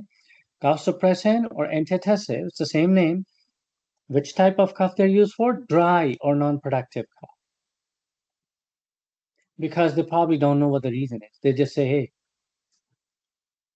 shut yourself now. I don't know the reason. I just want you to be quiet. Okay. What are the examples? Codeine. Like, you may have heard about the promethazine with codeine syrup. So the codeine is what the suppressor. The promethazine is the antihistamine. It suppresses if there's allergic response, as well as dries out the secretion. That's why it's mixed. Then dextromethorphan. I heard about Dalsim, dextromethorphan. That's what it contains. So they suppress the cough. Okay. Now let's move on to expectorant. Let's say it again. Expectorant. Expect. Something is expected here. What? Mucus. So this is used for productive cough, which has mucus. Another way to remember. Dry cough does not have a product. It doesn't have secretions, mucus, right? So you don't need to expel anything. It's dry. You just say, stay quiet. Use antitussive. Mucus. There's an expected product. Mucus, secretions. And secretion, you should not ever keep them in. You need to expel them out. Okay? And what makes it easy? More fluids. What does it do? Make them thin and easy expulsion. If they are too thick, if the patient is going to keep coughing and feel like they're going to expel the secretion, but it's just so hard to expel it out. And some of these medication you may see in the beginning, patient is coughing more. Cause that irritation so that they can expel it out. And by educating them to drink more water, more fluids, it helps them so that it's loosened, and when they cough, it goes out. Example, guaifenesin, Mucinex. Okay, Guaifenesin, mucus. Then there are mucolytics. Now, muco is mucus, and what is lytics? Who breaks it down. So the drug which breaks down the mucus, mucolytics. And for them to be effective, same thing. You educate the patient to drink more fluids. Why? The hard the mucus is, hard it is to break. The thinner it is, easier to break. Example, like acetylcysteine. Okay, this is more commonly used in like your COPD patients, patients with cystic fibrosis. Okay, this is how. Let me show you in a different, another way. Okay, look here. This is mucolytics. So it's a mucus, and it's breaking it down. And if you tell your patient to drink more fluid, it will become easy for this gentleman to break it down, like this acetylcysteine. And then expectorants. Expectorants are for your what cough? It causes irritation, and they cough and expel. Okay. Then the antitussive, like your benzonate here. The benzonate, I don't know if you ever heard about this drug. Benzonate, they're called Tessalon pearls. They're little shiny, round capsules. Seems like they look similar to the fish oil capsules, okay, but they're smaller. And they are cough suppressant. They numb, desensitize the cough receptors in the lungs. Just say, stay quiet. But it's very important that you educate your patient to drink more and more fluids. Now let's go back to antitussive. Okay, who tells the cough to be quiet? So use for dry cough. Example was dextromethorphan, the brand name Delsym, dextromethorphan. It's OTC. It's called Delsym, Robitussin, and then codeine, and then your benzonate, Tessalon pulse, which are non-opioid, but it can still cause sedation. Okay. Now,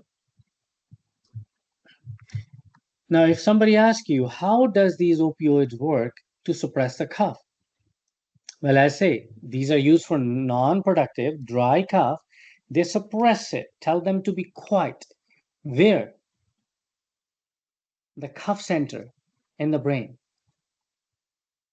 They're directly acting on the cough center in the medulla. That is important to know, okay?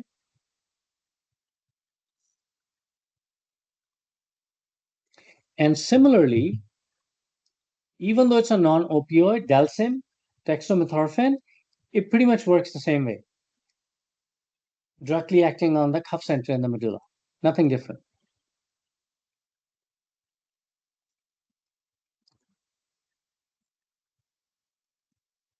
And benzonate, as I said earlier, Tessalon pearls, so they desensitize the cough receptors in the lungs.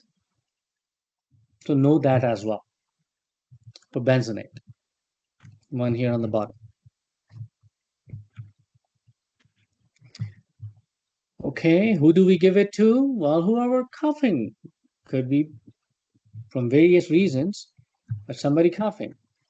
Contraindication. Well, basic thumb rule, anybody allergic to medication, don't give it to them, right? If somebody is at a high risk of opioid dependency, then don't give them opioid one, promethazine, codeine. Give them non-opioid one. Somebody has respiratory depression, right? Remember, codeine suppresses the CNS, suppresses the respiratory system. So if somebody has severe lung disease, they have trouble breathing, don't give it to them.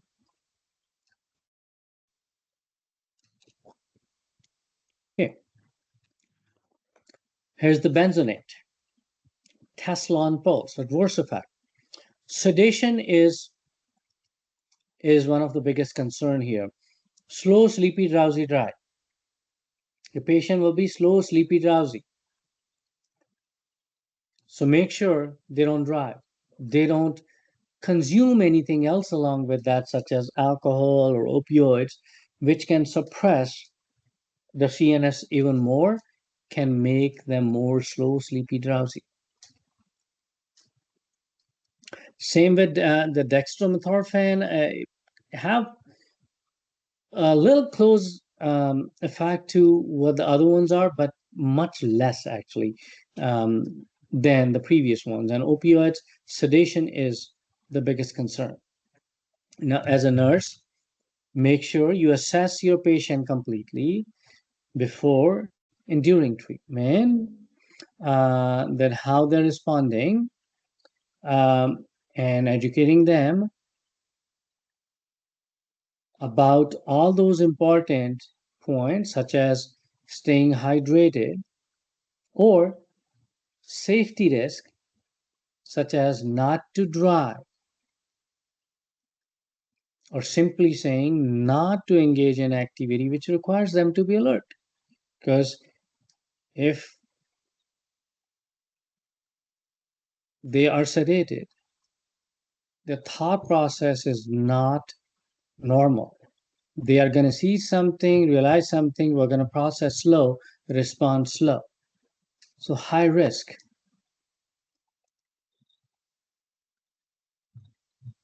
Okay. Anything unusual, educate your patient. Hey, like if your cough is not resolved within a week, call us back, come back. Or any other symptoms, unusual, severe, or something new symptom comes, then they should be contacting the office again. Expectorants, once again, we know that expectorant are for wet cough. And we need to push the mucus out, and increasing the fluid intake will make it easy, which help loosen the secretion, easy to get out. How do they work? Well, the biggest thing here is they make them less thick, make them thinner. So they decrease the viscosity of the mucus so that they can be easily expelled out. Okay, such as your guaifenesin.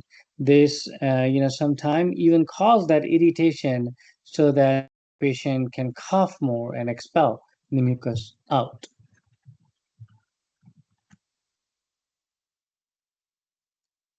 We talked about it. Okay. This we talked about already, guys, that expectorant used for which one, and then by increasing the fluid intake, we make them less thicker so that they can get out. Once again, indication. Is it for dry cough or wet cough? If there is mucus, well, that's a wet cough. That is a productive cough. Okay. It's a repetition, guys, nothing new. More, and more fluids. Now, let's talk about some OTC herbal supplements or other products available. So there are many.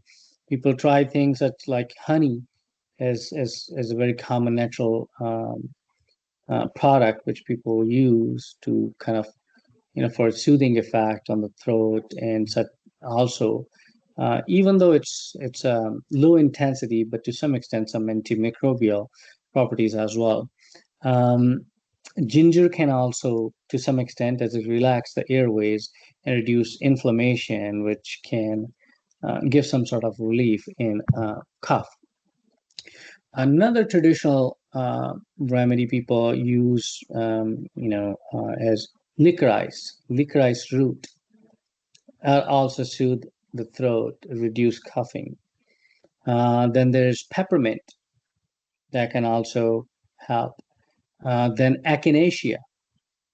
Echinacea, one thing important I want you to know here is that what it does is, rather than treating the condition, it boosts the patient's immune system and strengthen it to fight with it and help shorten the duration of sickness.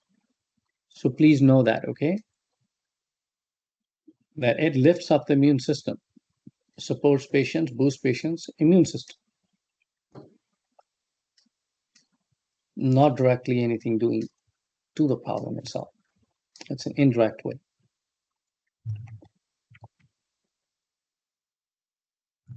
That's we talked about echinacea. Okay, now let's talk about anaphylaxis. What is anaphylaxis? It's a severe, could be life-threatening. What it is? It's an allergic reaction. It is a medical emergency. Okay, medical emergency. Multiple organs might be involved. Now, what are the reasons behind it? Many. It could be food, patient allergic. They are allergic to or sensitive to peanuts. They have peanut allergies. Shellfish, milk, eggs, right? People might be allergic to antibiotics or any other medication that can cause that. It could be because of insect bite. It could be latex allergy, right? So the patient may experience different type of reactions. It could be just topical, right? Like they have itching, flushing, hives, but it can extend to other organs such as respiratory issues. So patient experiencing shortness of breath, wheezing, difficulty breathing, throat swelling, even more severe. Okay. Some may experience cardiovascular GI issues as well. So this is a big um,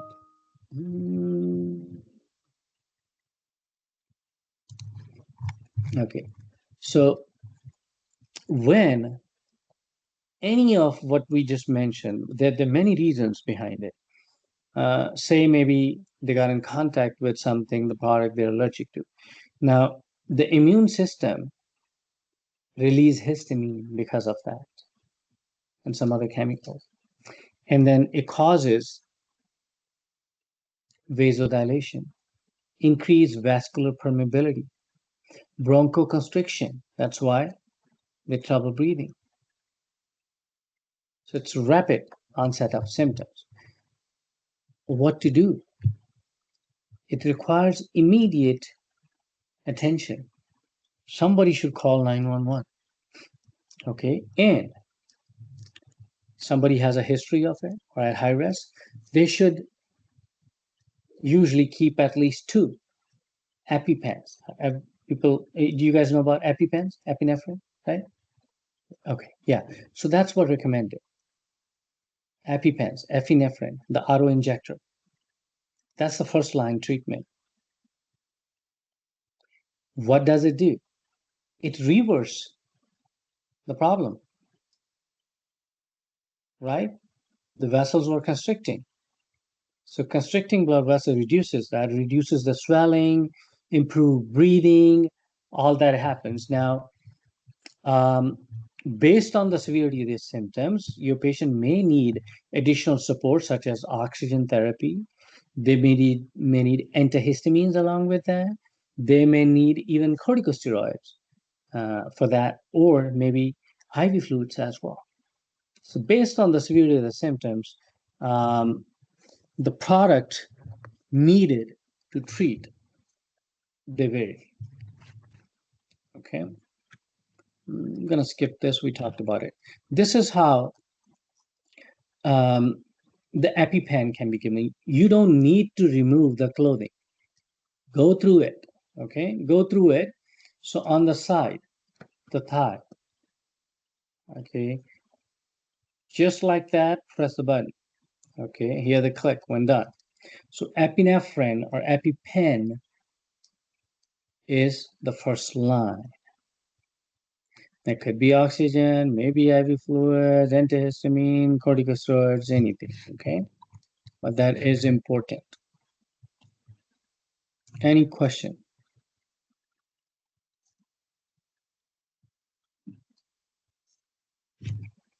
Any question, guys?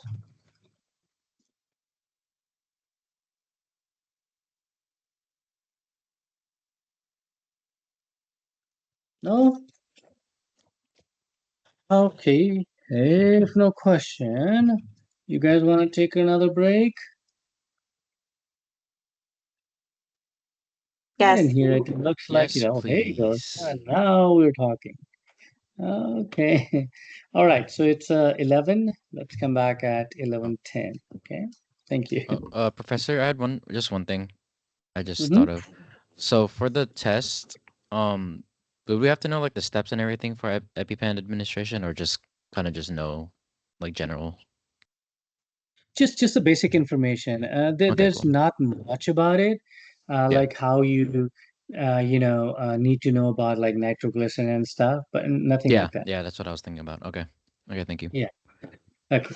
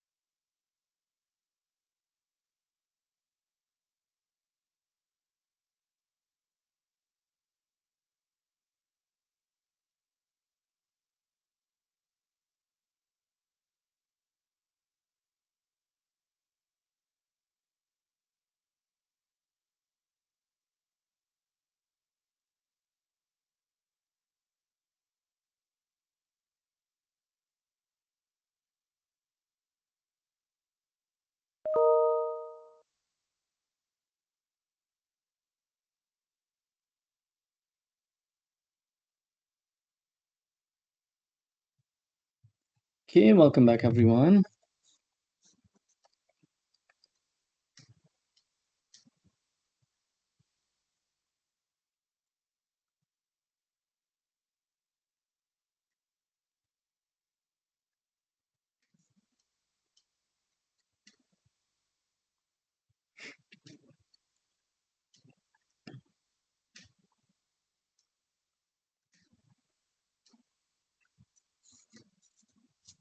Please turn on your cameras.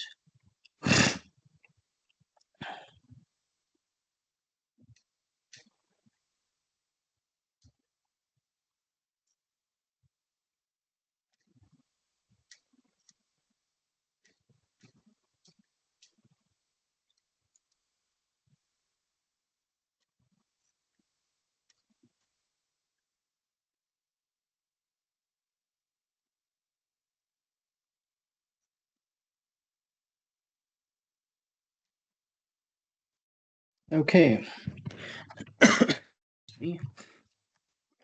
Okay, this is also an important chapter, guys. Respiratory drugs, because a common condition, very important drugs.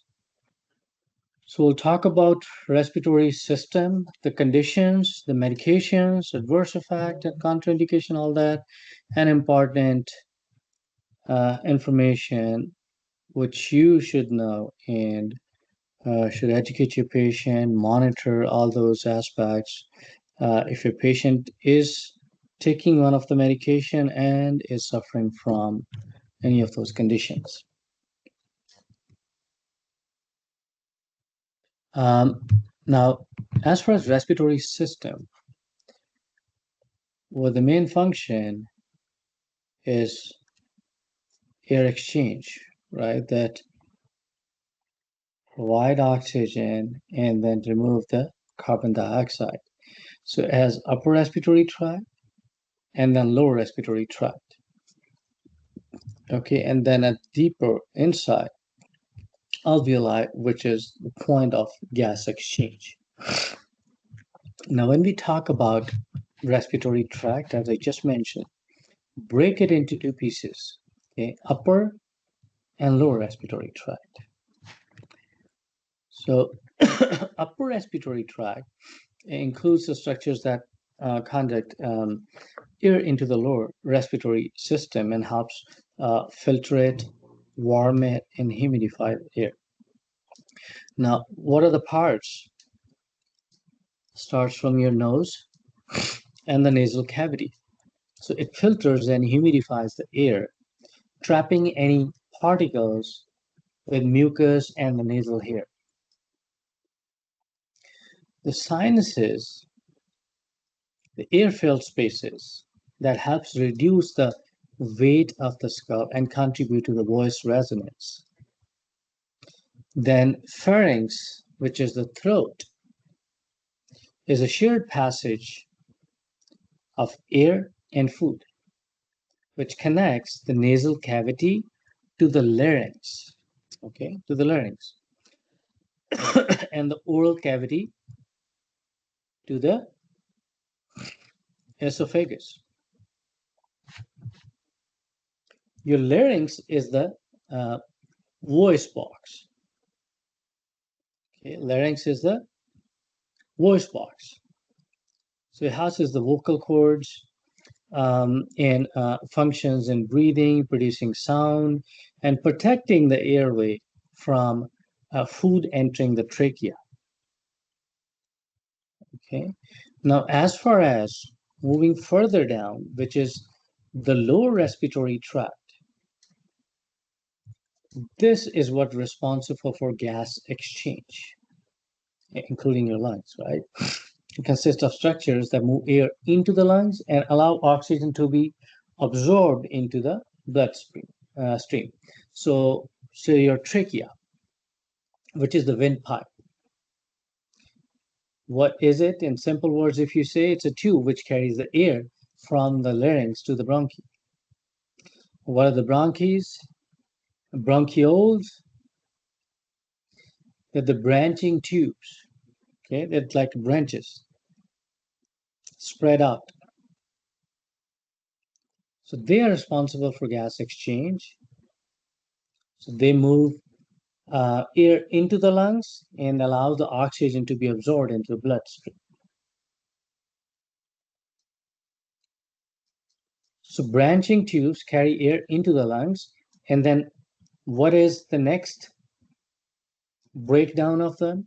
Bronchioles. So first ones, they carry into the lungs, your bronchs and bronchioles. Then moving to the lungs itself, when we say that is the primary organ, right, which has all these your branches spread out in the lungs. This is a major respiratory organ of respiration. It has your alveoli, and that exactly where the exchange of air happens. Oxygen in, carbon dioxide out. Alveoli. These are small, I think I have one of the slides. They're air sacs, small air sacs.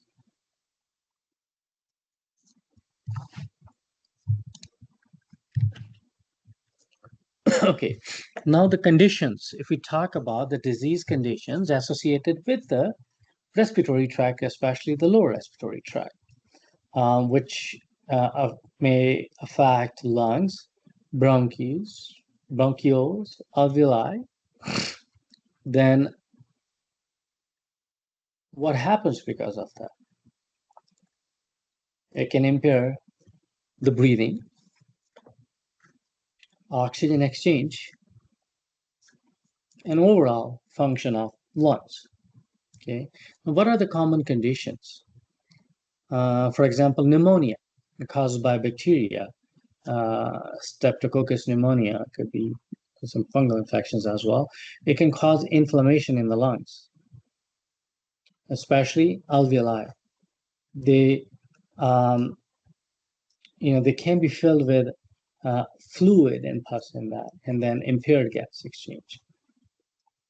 Then bronchitis, it's another one. Why? It's a viral infection usually. Some cases it could be bacterial, but primarily viral. Also could be if patient gets exposed to certain irritants like smoke and stuff. It causes inflammation of the bronchial tubes. That's what called bronchitis. Bronchial tubes, which carry air to the lungs. Patient probably going to cough a lot with a lot of mucus. They may feel short of breath, some level of chest discomfort as well. And it could be acute, it could be chronic. Acute, which does not last long, short term, usually with cold and flu. And the chronic is long term, when patient is continuously exposed to some sort of irritants like smoke and stuff and develop COPD.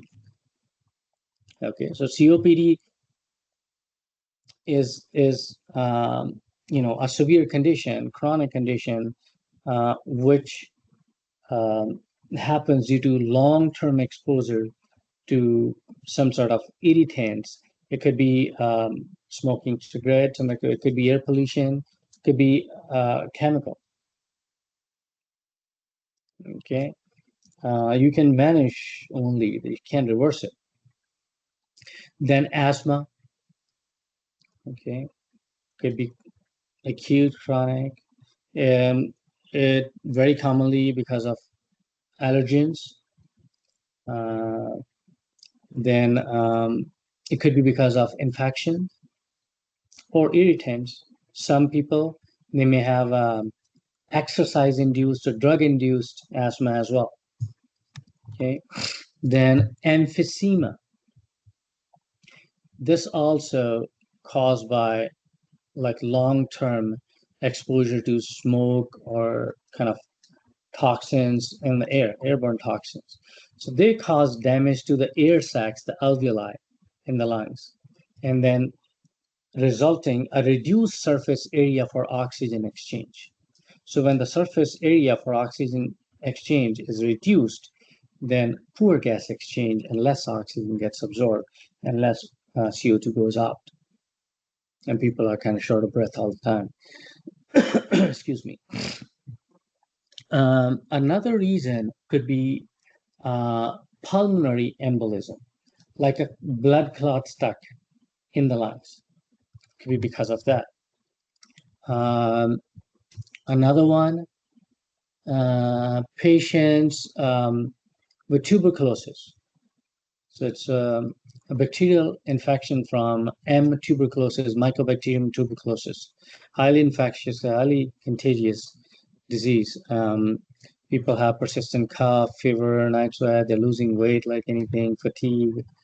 So those are, and then pulmonary edema, that might happen because of somebody having left side heart failure and fluid is filling up in the lungs. So there are different reasons which can cause these different type of diseases. If we talk about bronchial asthma, very common condition. Some just say asthma, it's the same thing. It's a chronic respiratory condition. What happens? What is wrong? Inflammation. Where? In the airways. When there's inflammation of the airways, the patient has difficulty breathing. It could be mild, moderate, severe. The reason could be just allergies because of allergens, irritants, chemicals, infections, different reasons. Okay? So the airway becomes tight. If you see in the picture here, see this is normal. This lining is thin, airway is wide open. But here, the lining becomes inflamed and the airway becomes tight. And that's when your patient have difficulty breathing. You can hear wheezing and all kind of abnormal, adventitious lung sounds. Okay, and also results in excessive production of mucus, which makes it even more hard. Okay, any questions so far?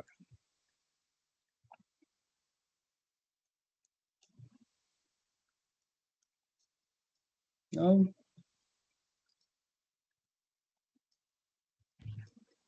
Okay. Well, once again, another picture, guys. See open airway. Here, lining inflamed, airway becomes tight. Open airway, lining become inflamed, airway becomes tight. That is the problem.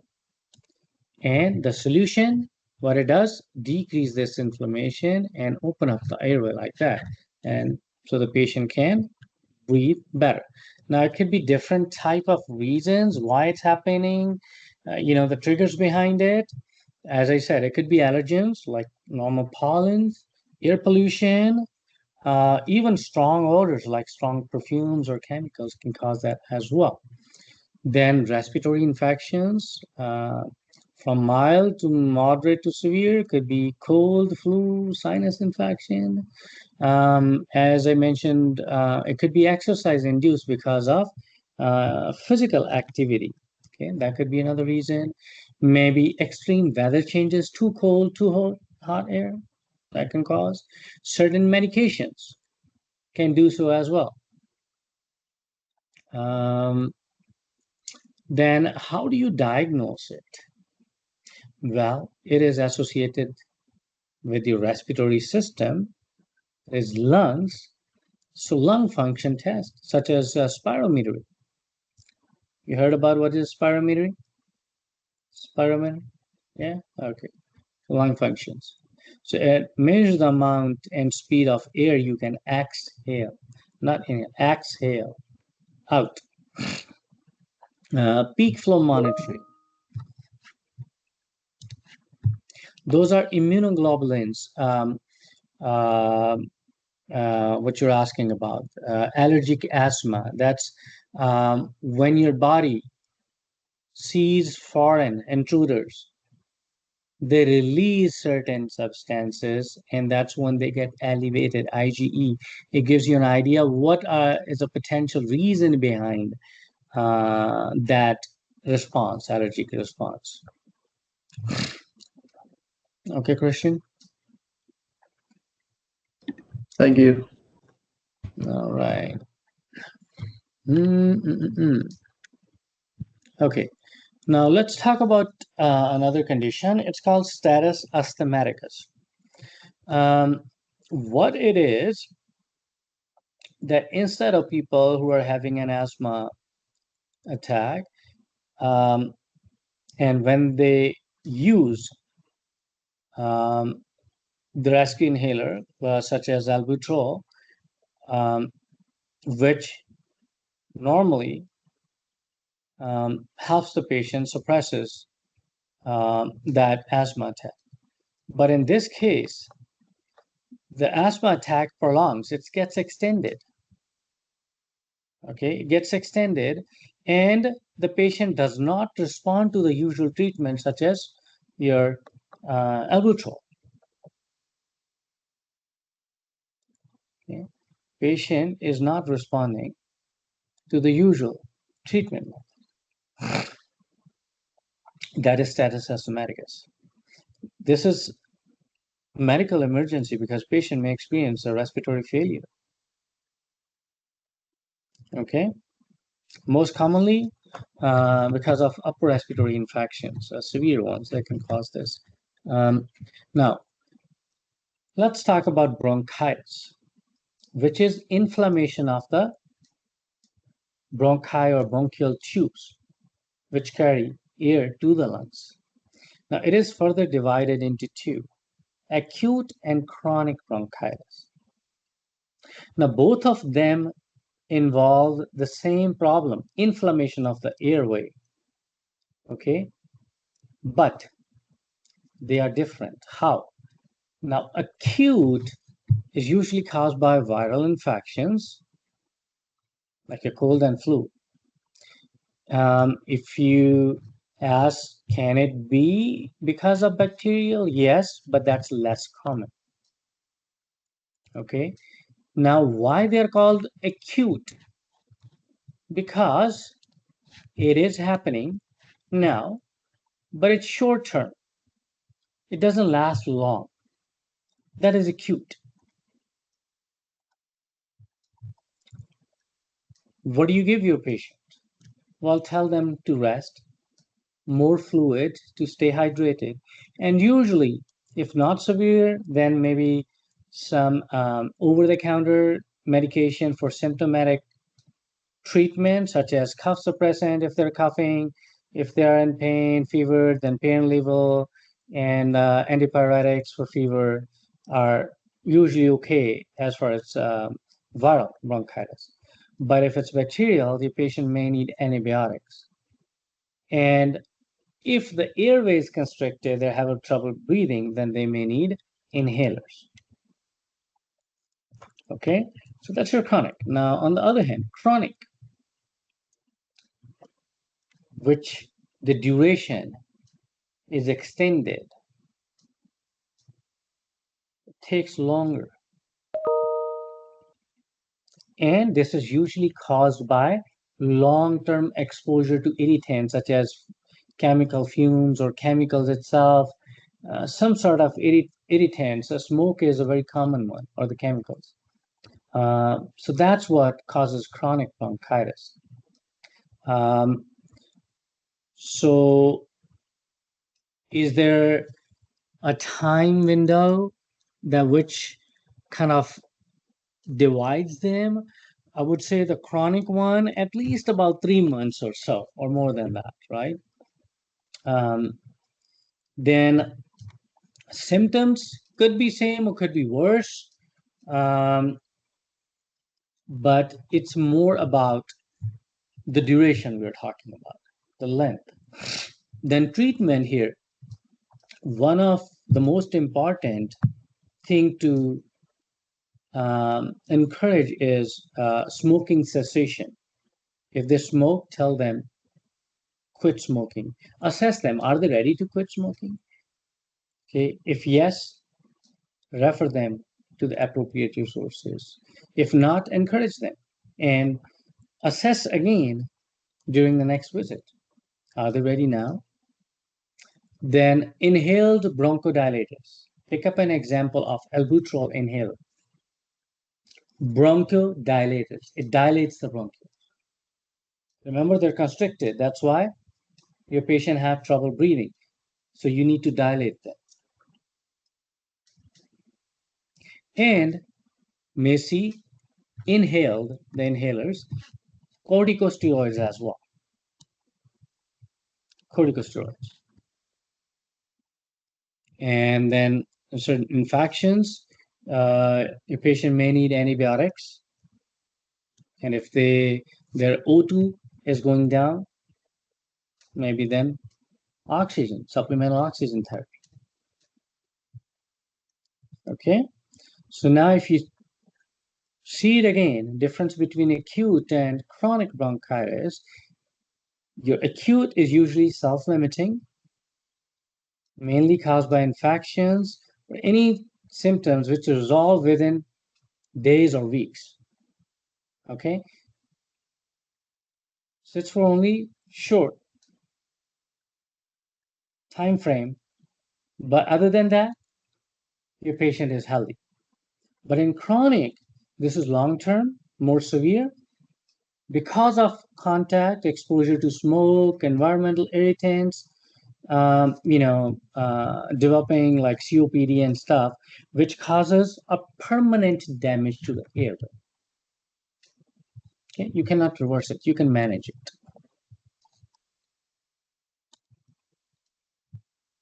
Okay, we just talked about it, so it's the same information.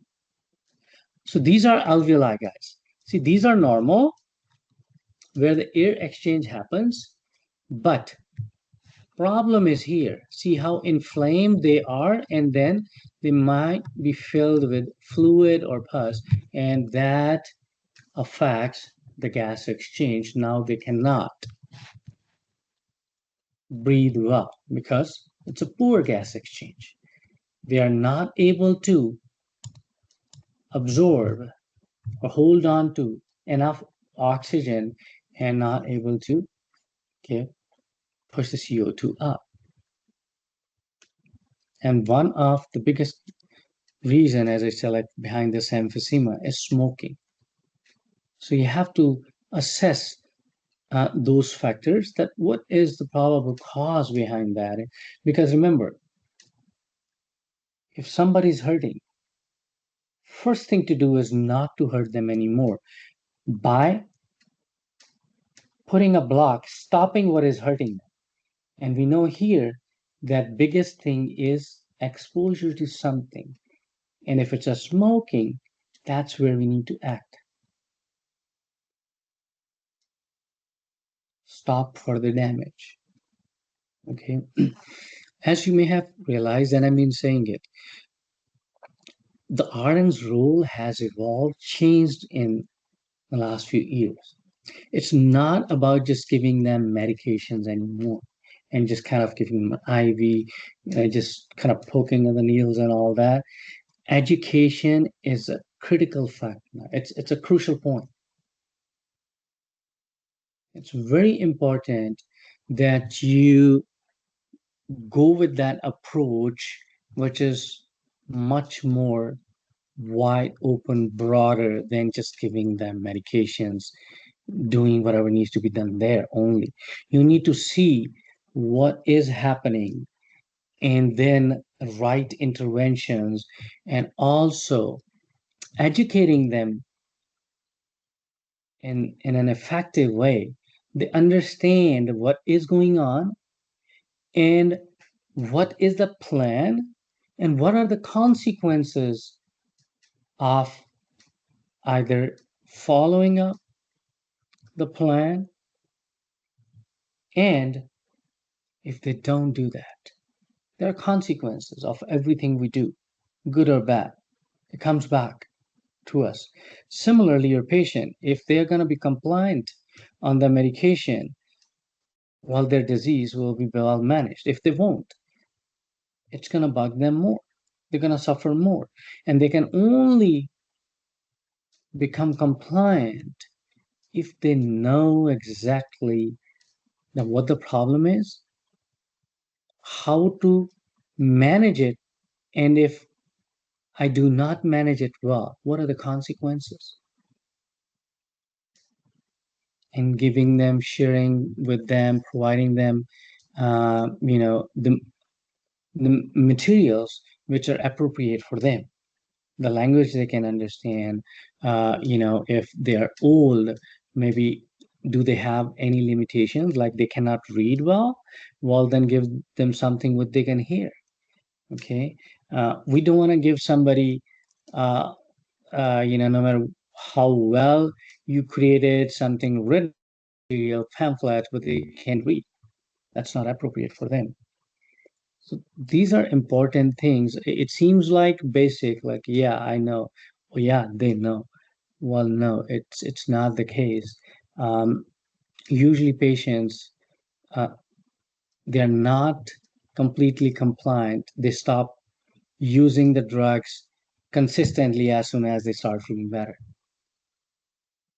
A lot of times, even antibiotics, and that is one of the biggest reasons behind these resistance against these antibiotics. Somebody comes to you, oh, you know what? You figured out that, oh, you have an infection, you're giving them an antibiotic. Oh, yeah, I have some at home. Where did you get it from? Oh, I have some saved from last time. Doctor gave me. I took some and then I was fine. So I just saved it. Maybe I'll just, need it sometime. Or maybe, oh, yeah, I had some family member was taking it. Well, now the one person they messed it up, they didn't complete. Now you're gonna mess up because you don't have the full course.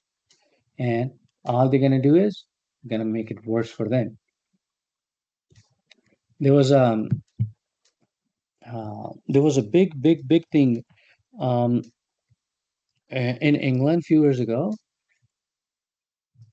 There's some hospitals, they're flooding with patients. Okay, and they were surprised what is going on because it was common infections, but none of the antibiotic was working. They were not able to treat them. And they were like, what is going on? They were preparing like something pandemic, this is coming. Like I said, we can't treat it. Then after collecting data, you know what came out? They came from certain parts of the world, from certain countries where they don't have established medical system. They can go and buy drugs from anywhere. They can take it for as long as they want. They can stop whenever they want to. And maybe they were feeling better at that time, but eventually they developed resistance. So the bacteria, the bugs who were making them sick, well, they were able to stop their further growth. They felt better, but they were not killed. But they gave it to others when they came to England. Those were the people who suffered. So you have to be very, very careful regarding the consequences, and people are compliant when they are able to see the whole picture. Otherwise, they don't. They may not see these at big impact, negative impact right away, but long term, yeah. Okay, now let's talk about these drugs, and they're important, guys. Okay, so stay focused. They're drugs they call bronchodilators and drugs which are non-bronchodilators. So bronchodilators, what they do, they dilate the bronchioles. The other ones, they don't dilate, they treat the underlying cause, which is causing bronchoconstriction. Okay? Make sense? Understand the difference? They provide relief, one by dilation, the other one, it goes in and but treats the root cause. That's what it's targeting. It will still help in the symptoms, same way, but in a different manner. Okay? Now, how to remember which one is what? Well, bronchodilators, remember BAM, B-A-M. What does it mean? B for beta adrenergic agonist. Okay? Beta adrenergic agonist. So this thing is going to get mixed. So please make sure you are able to separate it. Bronchodilator, non-bronchodilator. How they work, and then which ones are those. BAM and SLAM. BAM and SLM. BAM and SLAM. BAM, B, beta-adrenergic, A, anticholinergic, M, methylxanthine derivatives. On the other hand, non-bronchodilator, SLAM, steroids. Remember, steroids do? They suppress inflammation, correct? So because of inflammation, your patient is not able to breathe well. So how does it treat? Suppressing the problem, which is inflammation. Make sense? Are you able to understand the difference? But on the left-hand side, BAM, B, beta-adrenergic agonist, such as your albuterol. What does it do? It causes dilation, bronchodilation. It's not doing anything with the inflammation, just opening up the airway. Okay? Then those beta-adrenergic agonists as well, there are two types, short and long-acting, okay? Short and long-acting. Easy to remember. SABA and LABA. SABA means short-acting beta-agonist. LABA means long-acting beta-agonist. And remember one for short-acting, albuterol. That is short-acting. It acts quickly but doesn't last long. And we're going to go over them. So just develop a table where you have all that information. What are bronchodilators, non-bronchodilators, BAM, SLAM, and then beta-adrenergic, short, long. So whatever comes in, just put it in one box so that on one sheet so that you can kind of revise all that. Okay.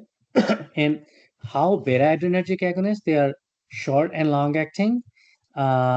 Your there's a there's another one which comes in two forms, short and long. They're called LAMA, and I'm going to go over that as well. Okay. Then there are leukotriene receptor antagonists. This is your Montelukast. Have you heard about it? Montelukast, singular. The brand name is singular. Montelukast is the generic one, and that's one of the most common drug from that class, which is used. And we'll go over that. And then your mast cell stabilizers. Okay. Excuse me. Now let's talk about bronchodilators. The first ones, bronchodilators. Remember I told you there are two, short-acting, long-acting, correct? Short-acting, long-acting. How do we remember them? SABA and LABA. Short-acting beta agonist, long-acting beta agonist. Well, what is the difference between them? And which one do we use for what? That's the next question, correct? So, SABA and LABA. Now let's pick up SABA, short-acting beta agonist. Let's read the name again. Short-acting beta agonist. What does it tell? It acts for short period, right? Short-acting. It doesn't last long, but it acts quickly. So what type of problem would you use in? Which needs a quick response? Which one? What do you think? Excuse me. Like an allergic reaction, maybe? Acute emergencies. Or acute asthma attack. Somebody's having trouble breathing now, right? Acute problem where you need a quick response. Do you know another name for them? It's called rescue inhaler. When do you need to be rescued? When you're in danger, right? So somebody's having an acute asthma attack. They need to be rescued. That's why it's called rescue inhaler, because it causes bronchodilation right away. Make sense? Yes? Okay. So they don't last longer. Let me tell you another thing. What do you think happening to the patient if they have to use it, this rescue inhaler, the short acting, too many times?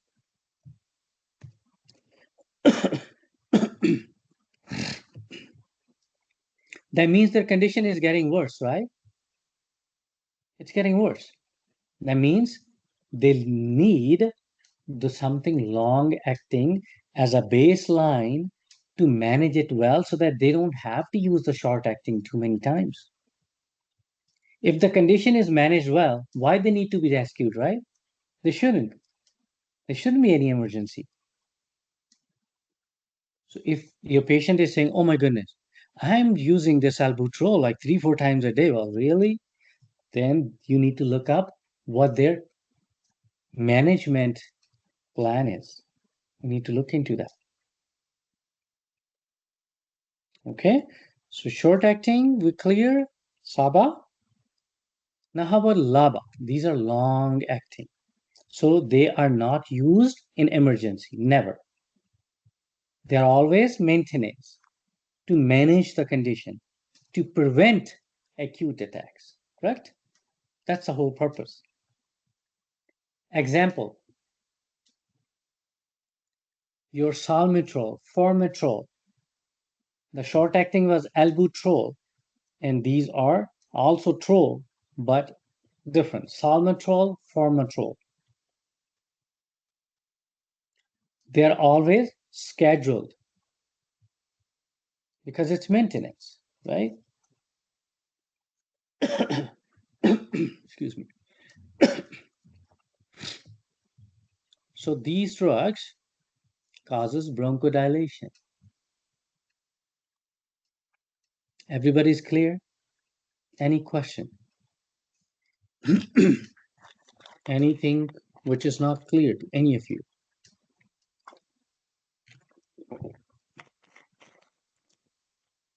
All good? Okay. Excuse me. Moving forward, see, this is how it looks like. Saba and Laba, short acting, long acting. Short acting is your albuterol, Ventolin, Pro Air, that's a brand name. Albuterol is a generic one right here. These are short acting rescue inhalers. Acts quick, doesn't last long. Used in acute conditions, acute attacks. Okay, this is the most common one, albuterol. And here comes the Laba. Are formoterol, salmeterol, valentrol. They come alone. They also comes in combination as well. Okay, so this is for long term. Managing the condition, asthma or COPD. And they're always scheduled, never for acute attacks. The short acting, never for maintenance. They should always be as needed. They will have directions such as 1 to 2 puffs by mouth every 4 to 6 hours as needed for asthma exacerbation when they are having acute asthma attacks. They're never scheduled. That 1 to 2 puffs twice a day or so and so many hours. It's always as needed. If you need it, only then. And the labas, they're never as needed. If it says 1 puff twice a day, has to be that way. Everybody is clear about those points? Okay. Now, as far as these bronchodilators, and they're also called beta-adrenergic agonists, now they're different types. They're selective, they're non-selective. Non-selective means that they go and cause its effect on multiple receptors. They're not focused. Now, there are 2 types of receptors here we're talking about, alpha and beta. Okay, alpha and beta. Do you guys remember when we're doing the cardiovascular chapter? What did I tell you? Do you guys remember that where are the alpha receptors?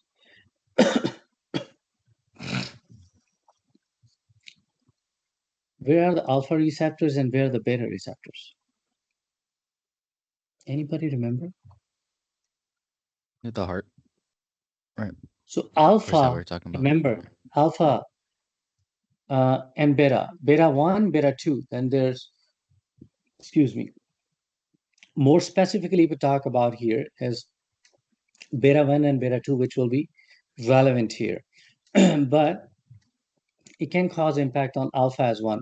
Beta 1, beta 2. We have one heart, so beta 1 on the heart. Beta 2, we have two lungs on the lungs. And this condition is associated with lungs. So these drugs, that's why they are beta adrenergic. Okay, beta 2. So if they're specific, well, they will work on only beta 2, means only on lungs. If they're non-selective or non-specific, they may have some impact on the heart as well. So you have to consider that. Even though we don't need it, but if it's not selective, it may have some impact on heart. Usually, it can increase the heart rate. Okay, so keep an eye for that. Okay, now how do they work? Well, we talked about it. The problem is the constriction, bronchoconstriction, and the solution is this, bronchodilation. So they dilate the smooth muscles in the airway, causing muscle relaxation, bronchodilation, so that they can breathe better. Agree with me on that? Everybody clear? The airways are constricted when they have problem. Solution is bronchodilation. This is nothing different. Okay. Indications. Indications means which condition do you give it for? Well, respiratory conditions such as your asthma, COPD, right? Which causes bronchospasm or bronchitis, whatever you call. Okay. Excuse me. Now, your patient has, say, asthma, right? Resulting bronchoconstriction. You gave them albuterol, which is a bronchodilator, caused bronchodilation. How do you assess the efficacy of the medication, if it was effective or not? Excuse me. How to assess? Are they perfusing well, chest rise and fall? Their oxygen saturation? Okay, so remember that it has to do with your lungs, right? Problem is with the lungs. So who are you reaching out to ask, like, are you doing okay? Lungs, right? Well, when they're not able to breathe, what happens to lungs? Wheezing and stuff, right? You hear those abnormal sounds. So now, evaluate, assess if the drug was effective or not. What you do, you ask lungs again, are you okay? How? You listen, right? Breath sounds. Are they clear or not? Does that make sense? Yes? Because looking O2 and alto, those are secondary factors, right? We need to reach out who's hurting. And whatever the method you use to assess, that is auscultation. You listen. Would we use a spirometer too? I'm sorry, what is it? Would we use a spirometer in this case or no? Use what? The for the O2? The spirometer? Okay, those are something I would say are secondary to see their lung wall capacity and all that. But in order to assess first, that can they breathe better or not? That is about the how well they can, the vital capacity. That is at a different level. But here is the primary goal. Here they breathe better now. Okay, how well they can, that is second. But here we need to first listen. Are they clear enough? Okay. Alrighty. Now these sounds like very basic things, but they ask questions on it. So please know these things, okay? Contraindications. Well, we don't give it to whoever has a high risk, such as somebody have uncontrolled hypertension, not just a hypertension. In hypertension, people, you will see it. Uncontrolled. The reason? If they're non-selective, they're going to act on the beta bone as well, on heart, and it will increase the blood pressure, heart rate, and that could be a problem, right? Cardiac dysrhythmia. So, and that's a good thing to remember when they talk here about cardiac dysrhythmia. We're talking about the cardiac rhythm, heart rate, those things. And when your patient is taking these medication, be prepared for certain things. That yes, you are listening to their lung sound, seems clear, but hey, have you looked at their heart? Because some of those non-selective ones are gonna reach out to the heart as well. Say like, yeah, we had time, so we just went on a walk to, reach out to heart and say, how you been doing, man? Yeah, long time no see. But that can increase the heart rate. The patients in the beginning, they may have a little bit of tremors in the hand. So remember that part, that these drugs can cause increased heart rate and some tremor, shakiness in the hands. If it's mild, educate the patient, that's normal.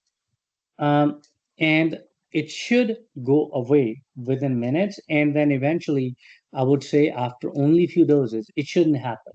If it's still happening or more severe, they need to reach out to the office right away.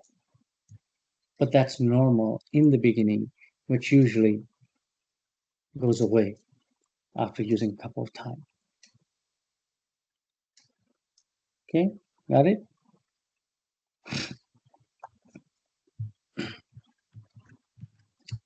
Okay, now adverse effect, that I just mentioned that. On heart, you got to pay attention. And what are you looking at? Most likely increased heart rate, blood pressure can go higher as well. Okay, most commonly, it's going to go higher. Heart rate, blood pressure, look at them. That's very important when you're giving these medications.